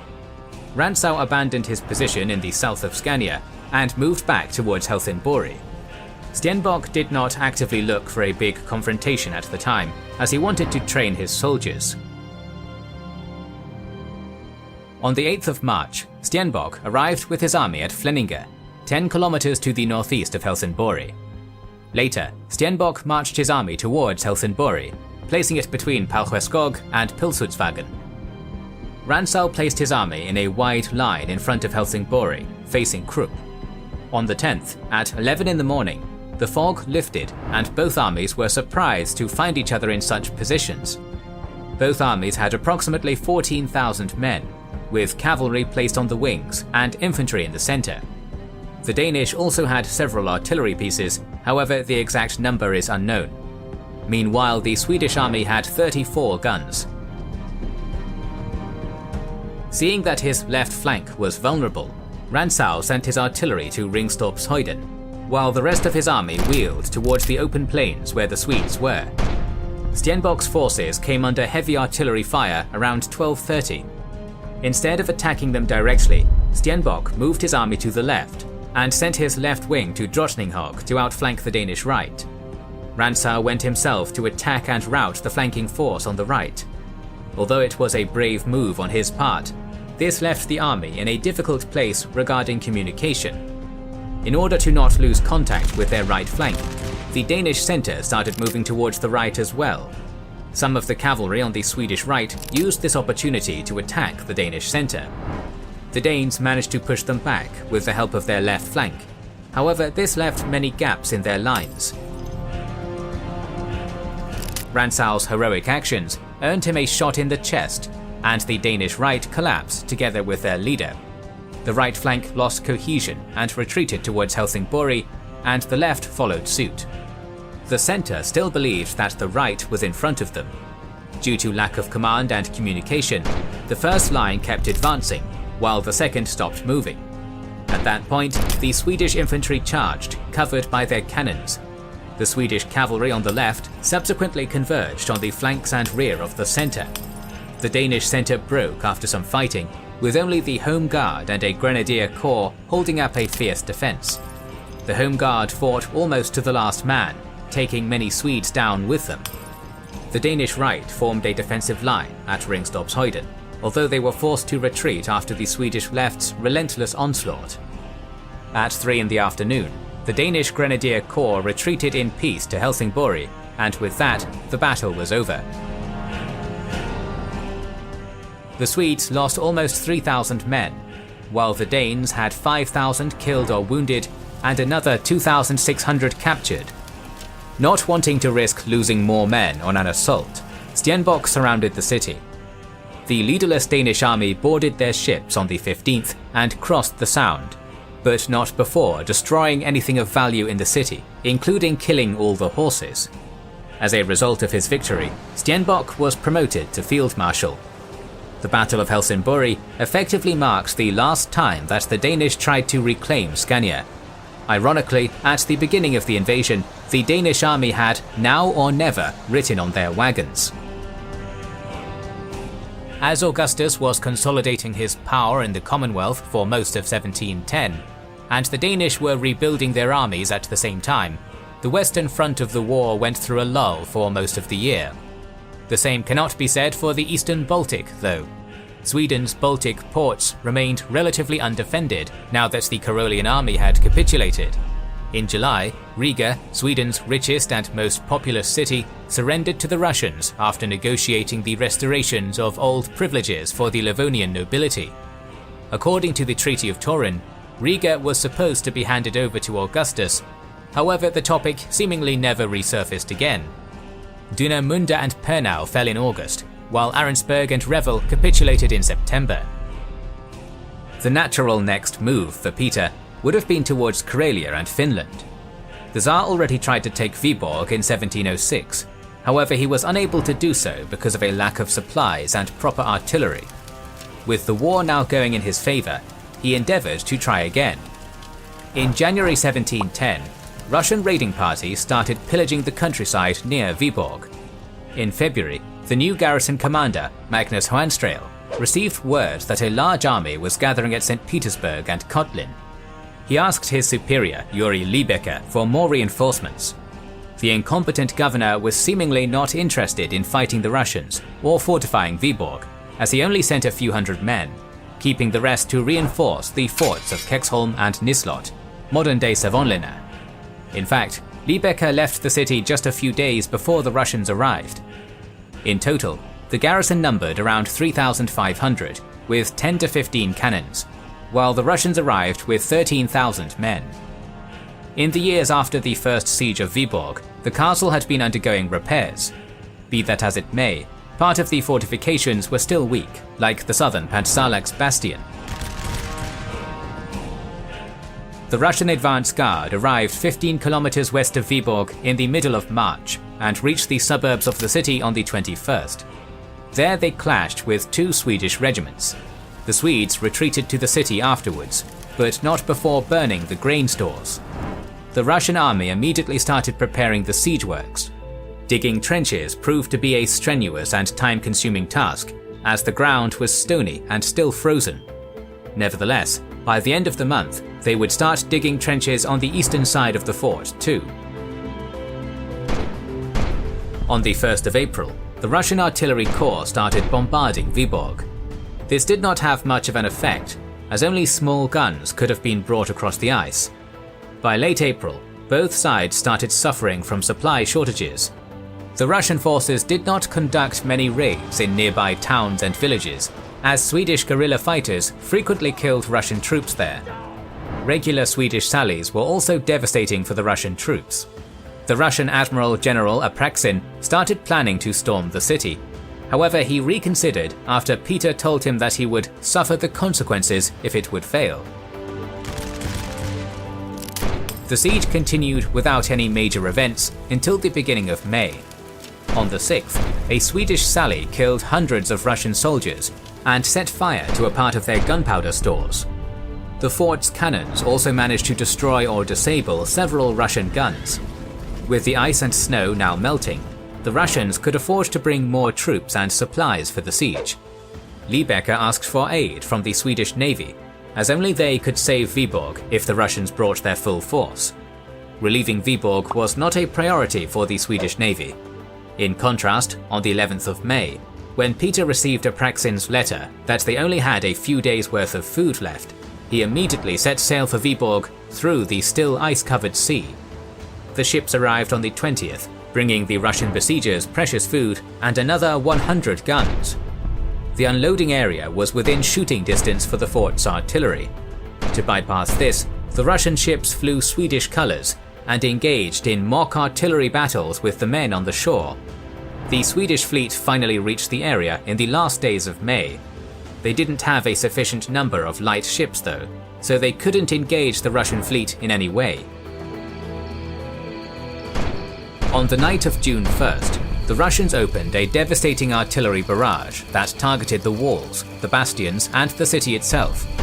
Meanwhile, on the eastern side, the Russian troops reached Pantsalax and placed a mine under the bastion. On the 6th, Apraksin decided that it was finally time to storm the city. Against his orders, on that very night, one of his officers attempted to do that only with his own units. The assault failed after the officer lost most of his men, and he was subsequently placed under arrest. it is possible that Juan Strail found out from one of his new prisoners that Apraxin planned to storm the city. Realizing that future resistance was futile, he sent an envoy on the 9th to negotiate the surrender of Viborg under good conditions. Peter signed the document on the 10th of June, which stated that the soldiers would be able to leave with their arms and their families. Peter did not keep that promise, and all of the defenders became prisoners of war. With this, Peter had finally achieved one of his main personal goals, to form a powerful defensive corridor around his capital, St. Petersburg.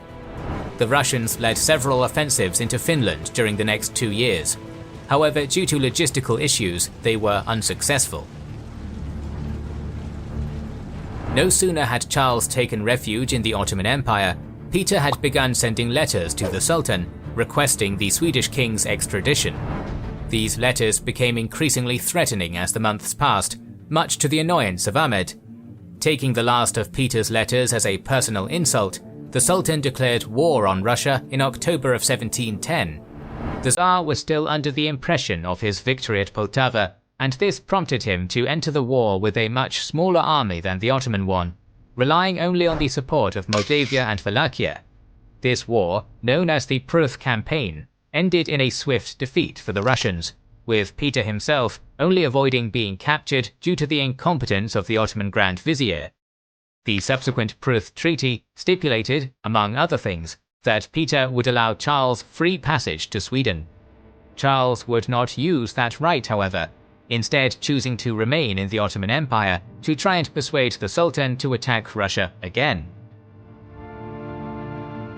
In 1711, the Allied forces began a massive offensive into Swedish Pomerania, besieging the fortresses of Stralsund, Stettin and Wismar. But since the armies were more interested in raiding the countryside, the sieges were not effective. Additionally, disagreements between the commanders and a lack of siege artillery ensured that nothing of note would be achieved. In September, Stenbock landed on the island of Rügen with a large army. Alarmed at the prospect of facing a strong Swedish army, the Allied forces retreated from Stralsund and Stettin. As the Allies were insufficiently strong to take such well-garrisoned cities, they remained content with sporadic raids on smaller settlements. In the spring of 1712, another strong Swedish army arrived in Stralsund. Consequently, the Danish navy began tightening its grip over the Baltic Sea, which worsened the situation for the defenders of the Swedish forts. Stenbock knew that Stralsund would not survive a combined land and sea-based blockade.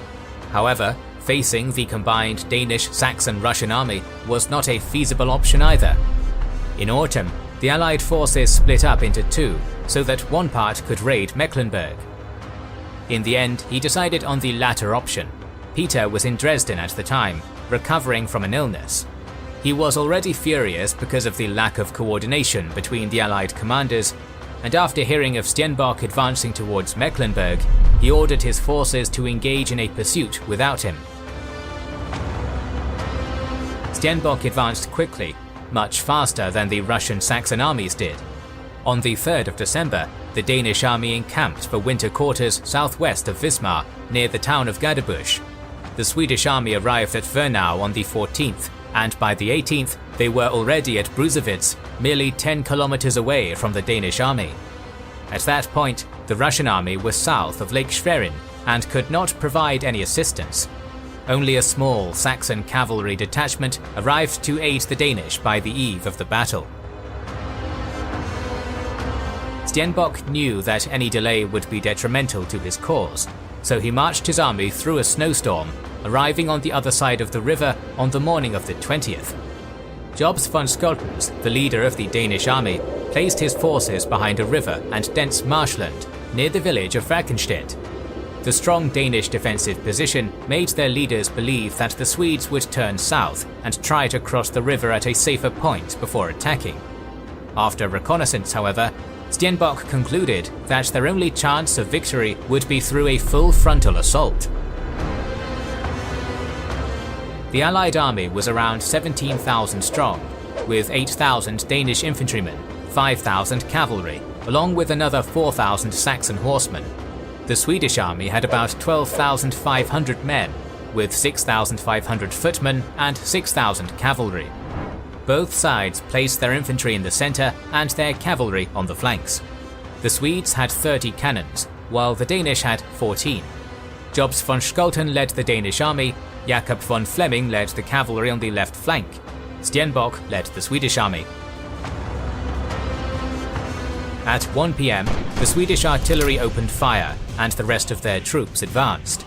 The Swedes were using a new type of cannon, which was more mobile and precise than the Danish artillery.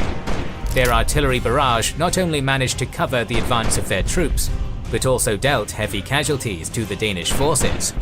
The Swedish infantry advanced towards the Danish position through a narrow clearing. Adhering to the Karolian tactics, they advanced until they could discern their enemy's facial features and fired several devastating volleys. The Danish infantry returned fire, however it was not precise. Scholtens attempted to break the Swedish centre with a cavalry attack from the right. This attack failed due to precise Swedish volleys, as well as artillery barrages, and the cavalry retreated after suffering significant casualties. Afterwards, the Swedish left attacked the winded Danish right. This forced Scholten to wheel his entire army to the left to avoid being outflanked. Simultaneously, the Swedish cavalry on the right managed to find a small path through the marsh and attacked. The Danish left was caught completely by surprise and began retreating because of the relentless Swedish assault.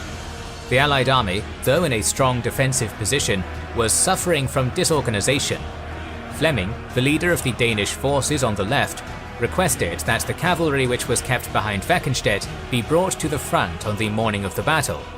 Scholten acquiesced, however his order came in late and those cavalry regiments were caught behind the Danish left during the retreat. As they were unprepared for battle and caught in a position where maneuvering was difficult, disorder broke loose within their ranks. They were pushed back to Wagenstedt, where brutal fighting ensued. The quick and precise Swedish assault along the entire front pushed the Danish army back and some units began routing. Unable to save their left flank, Flemming and Scholtens retreated behind Wagenstedt and formed a new defensive line there. The Swedish left once again assaulted the Danish right. However, they were fired upon by the Danish Royal Guard and lost some of their momentum. Nevertheless, the Danish right almost broke, and Flemming had to reinforce it with his Saxon cavalry. The Saxons managed to stabilize the line. However, their attempts to push the Swedes back were unsuccessful. The Royal Guard still continued firing at the Swedish cavalry, causing many casualties. This forced Stenbock to send his elite infantry regiments to fight them, and the two sides engaged in a brutal melee. This engagement was eventually won by the Swedes, and the Danish centre began to retreat. The Saxons, though unable to defeat the Swedish left, fought fiercely and ensured that their enemies could not pursue the retreating forces. Most of the troops on the Danish left were either killed or captured, and only a few soldiers managed to retreat with the rest of the army. In the end, the Danish army lost all of their artillery and about 6,500 men, most of whom were captured, while the Swedes lost 1,500. Although this battle was a tactical success for Stenbock's army, it proved to be strategically insignificant. The Danish army was not completely broken, and the Russians and Saxons still had overwhelming numerical superiority. Furthermore, the Swedish army was no longer within the safety of Stralsund's walls, and marching back would be a risky move. A lack of supplies also began to take its toll on them, and to make matters worse, the Baltic Sea was still frozen, so resupplying by ship was not an option. Stenbock subsequently moved west with his army, trying to extort funds and supplies out of the Danish-controlled city of Altona. When the citizens failed to meet the overwhelming demands, the Swedish army burned the city to the ground. The army headed east afterwards, however, it was surrounded by a large Russian-Saxon force nearby Turning. Breaking his neutrality, Charles Frederick of Holstein-Gottorp provided refuge to the Swedish army inside his fort.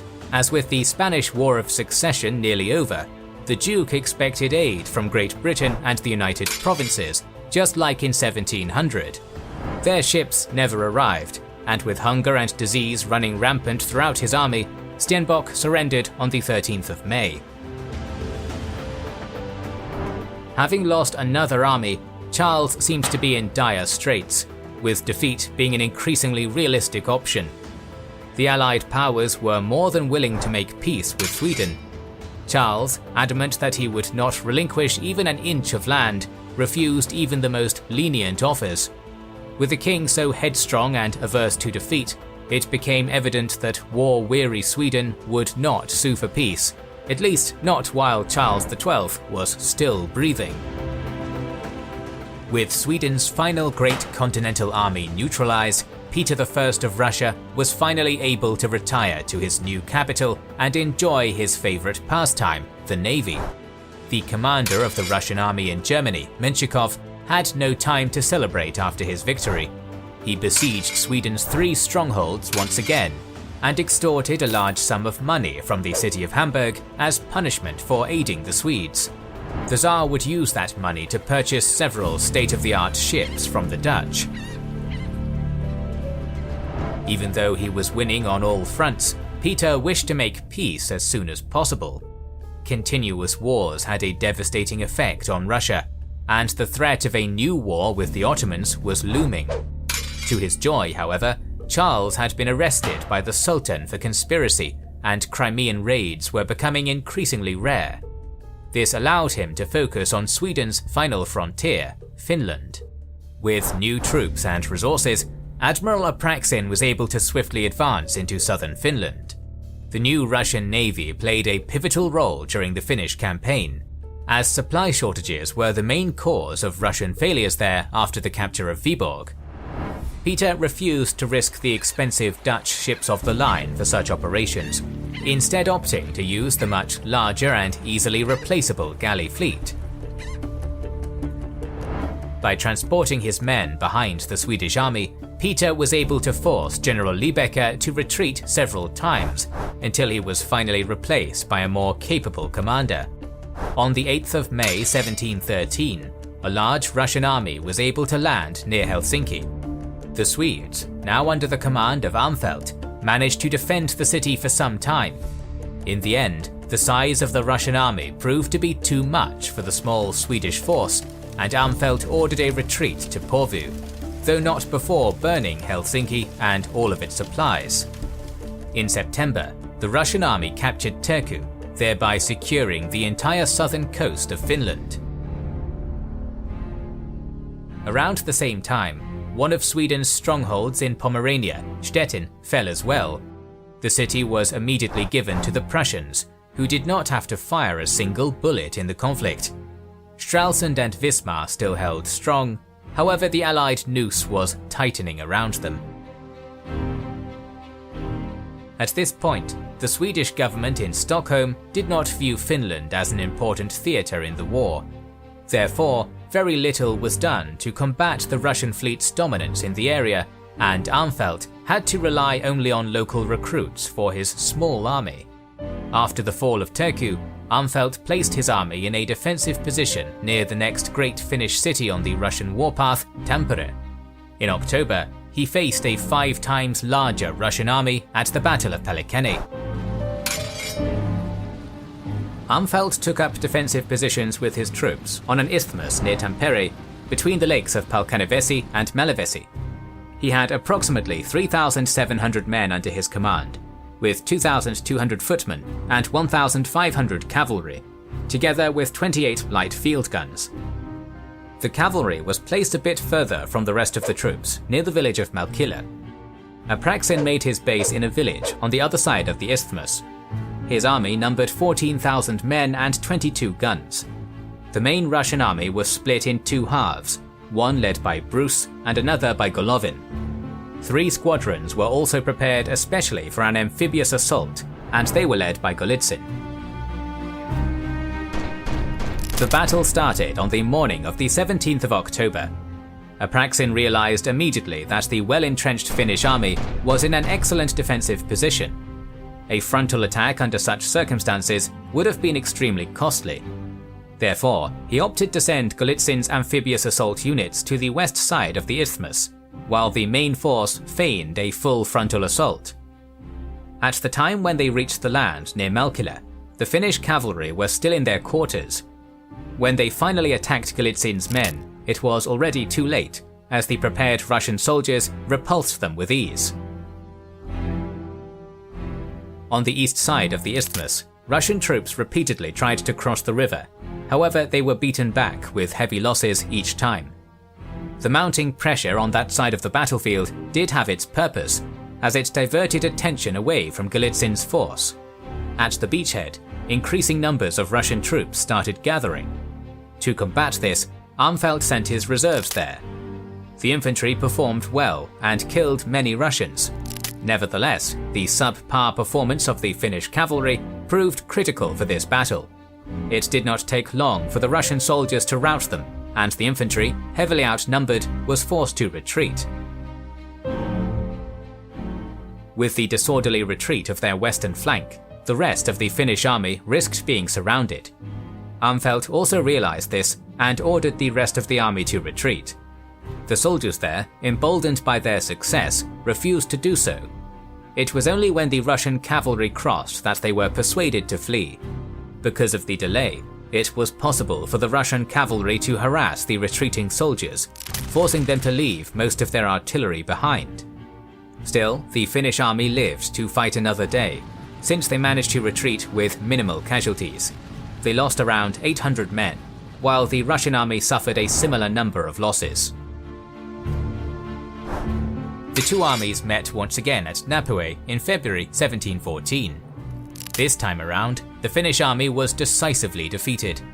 Armfeldt retreated with the remnants of his army to Sweden proper, leaving Finland at the mercy of the Russian occupier.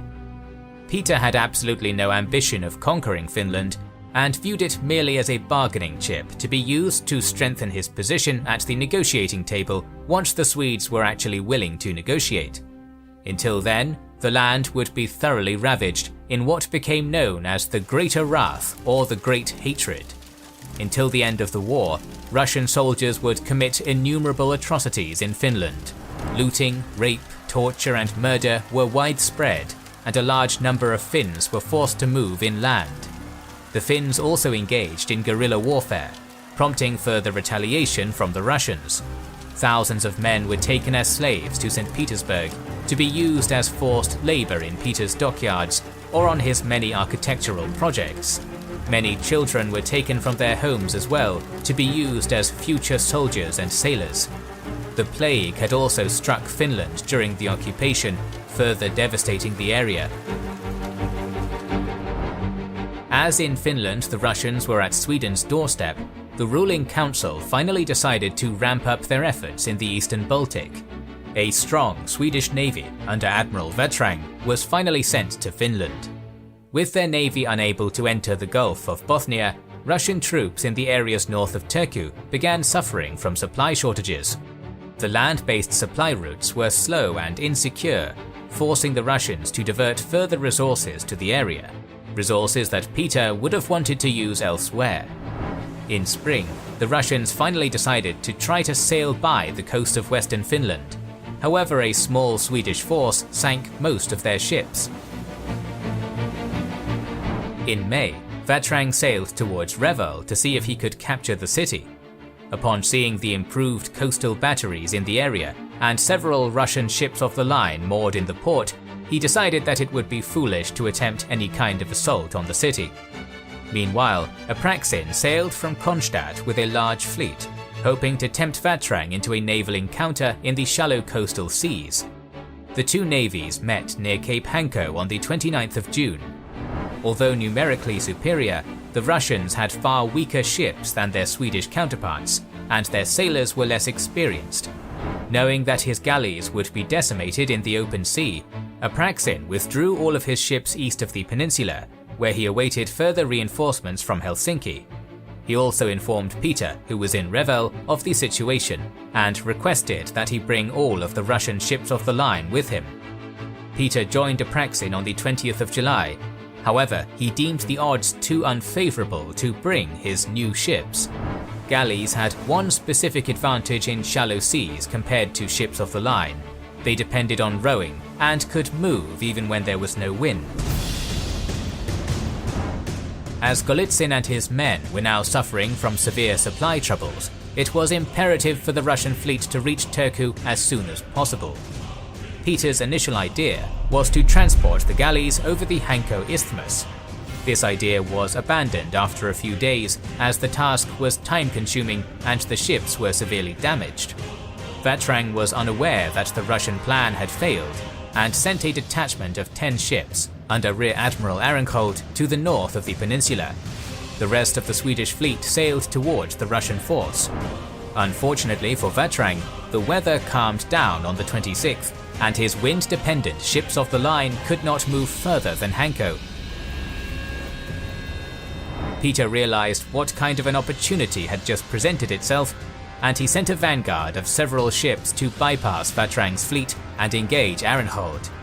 Fearing that the rest of the Russian galleys would catch his ships in the shallow coastal waters, Vatrang sailed south, allowing the opposing forces to pass without any resistance.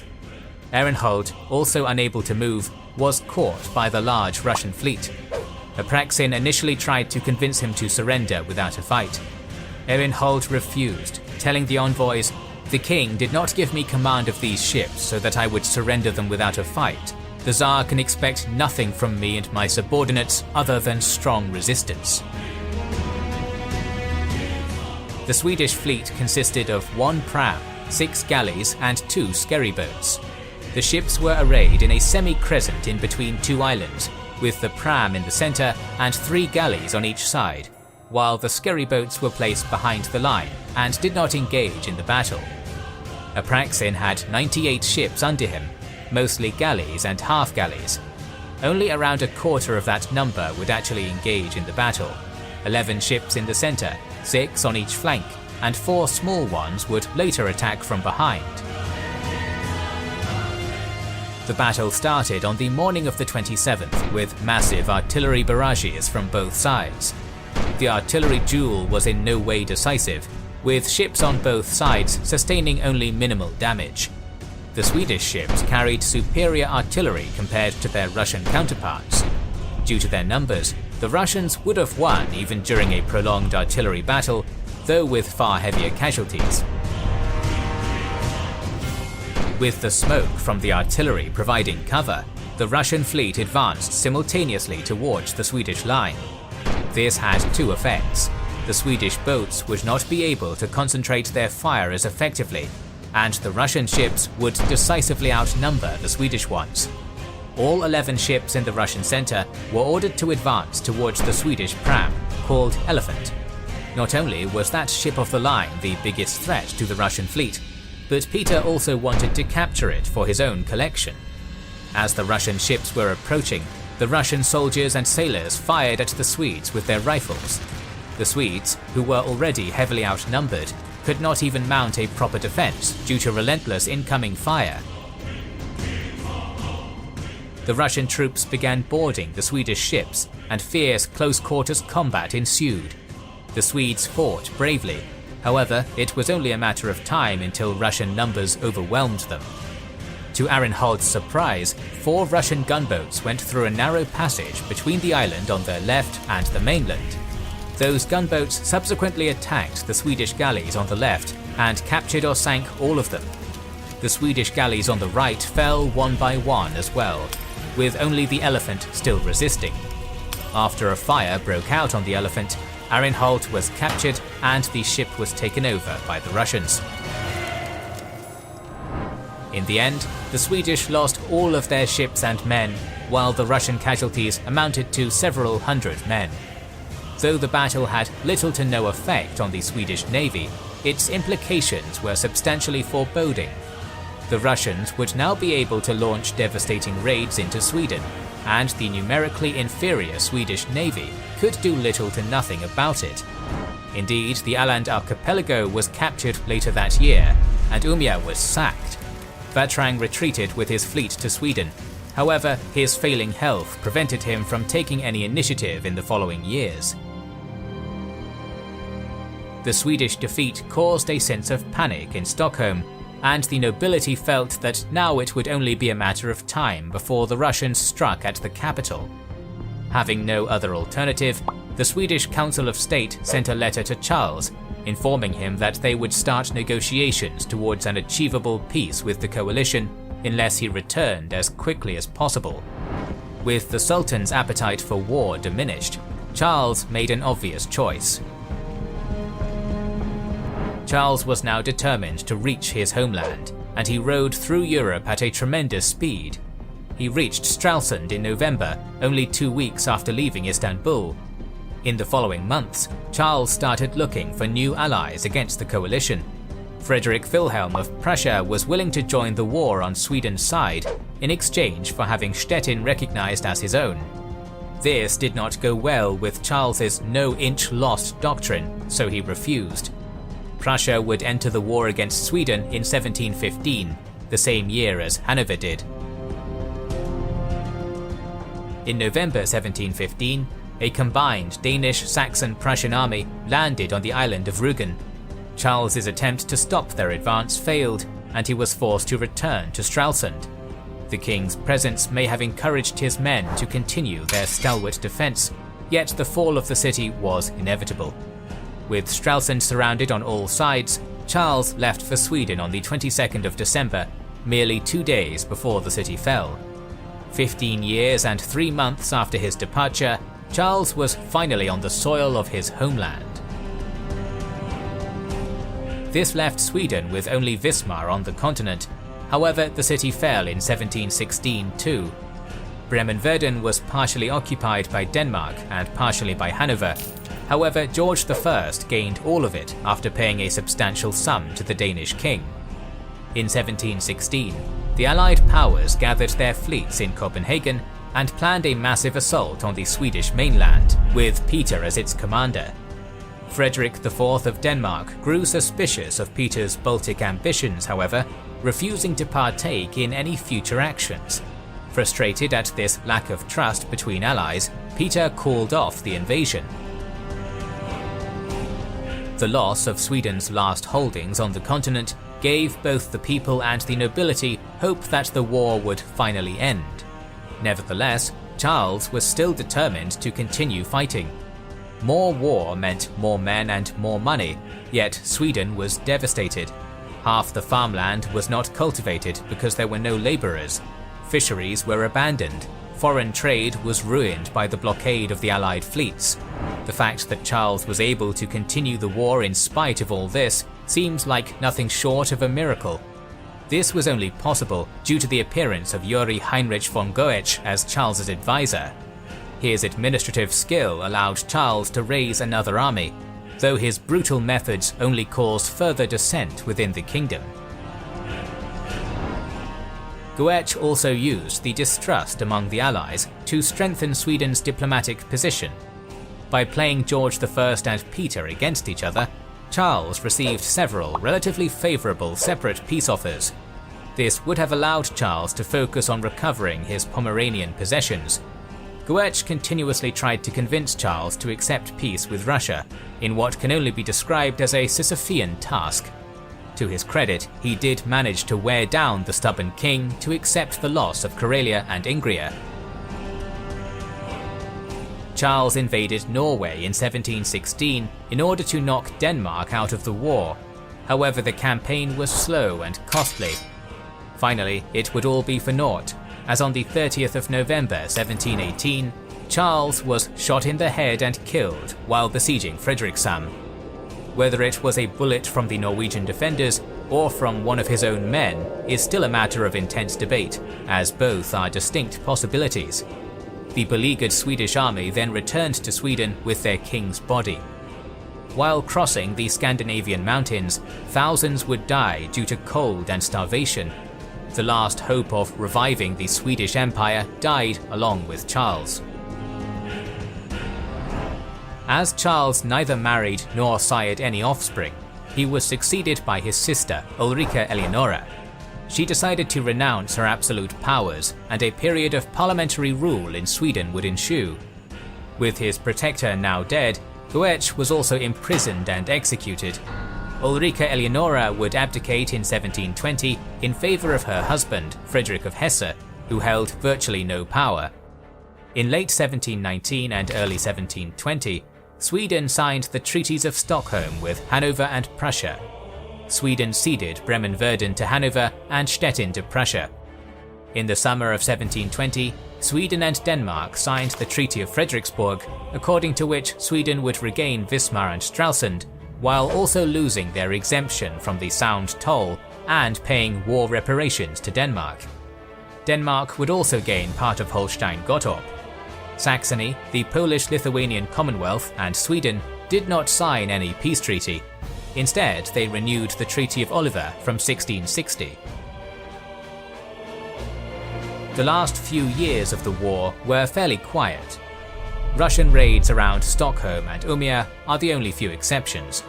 Though they did not have a profound effect on the war, they made the Swedish Riksdag increase their efforts at achieving peace. The final peace treaty was made at Nystad on the 10th of September 1721. Russia would gain Livonia, Estonia, Ingria, parts of Karelia and Viborg, while Finland would be returned to Sweden, together with 2 million thalers in war reparations. Sweden was now reduced to merely a regional power, would be gripped by the conflict between the monarchy and the parliament, and revanchism against Russia would dominate its foreign affairs. Poland-Lithuania would lose all semblance of central authority. The once powerful Commonwealth would become a battleground for Europe's empires in the next century. Denmark would enter a period of stability, while Prussia, similarly to Russia, would continue its growth on the European stage. The power vacuum left by Sweden would be filled by the ever-growing Russian Empire, which would dominate European affairs in the coming centuries. The Great Northern War completely changed the balance of power in Europe. Not only that, but it also marks a turning point in European history. Wars would have a European rather than a regional nature, as an increasing number of countries would become involved in each other's affairs and conflicts. We'll talk about the region's history more in the coming months, so make sure you are subscribed and have pressed the bell button to see it. These long videos take so long to make, so please consider liking, commenting and sharing. It helps immensely. Our videos would be impossible without our kind patrons and YouTube channel members, whose ranks you can join via the links in the description to know our schedule, get early access to our videos, access our Discord, and much more. This is the Kings and Generals channel, and we will catch you on the next one.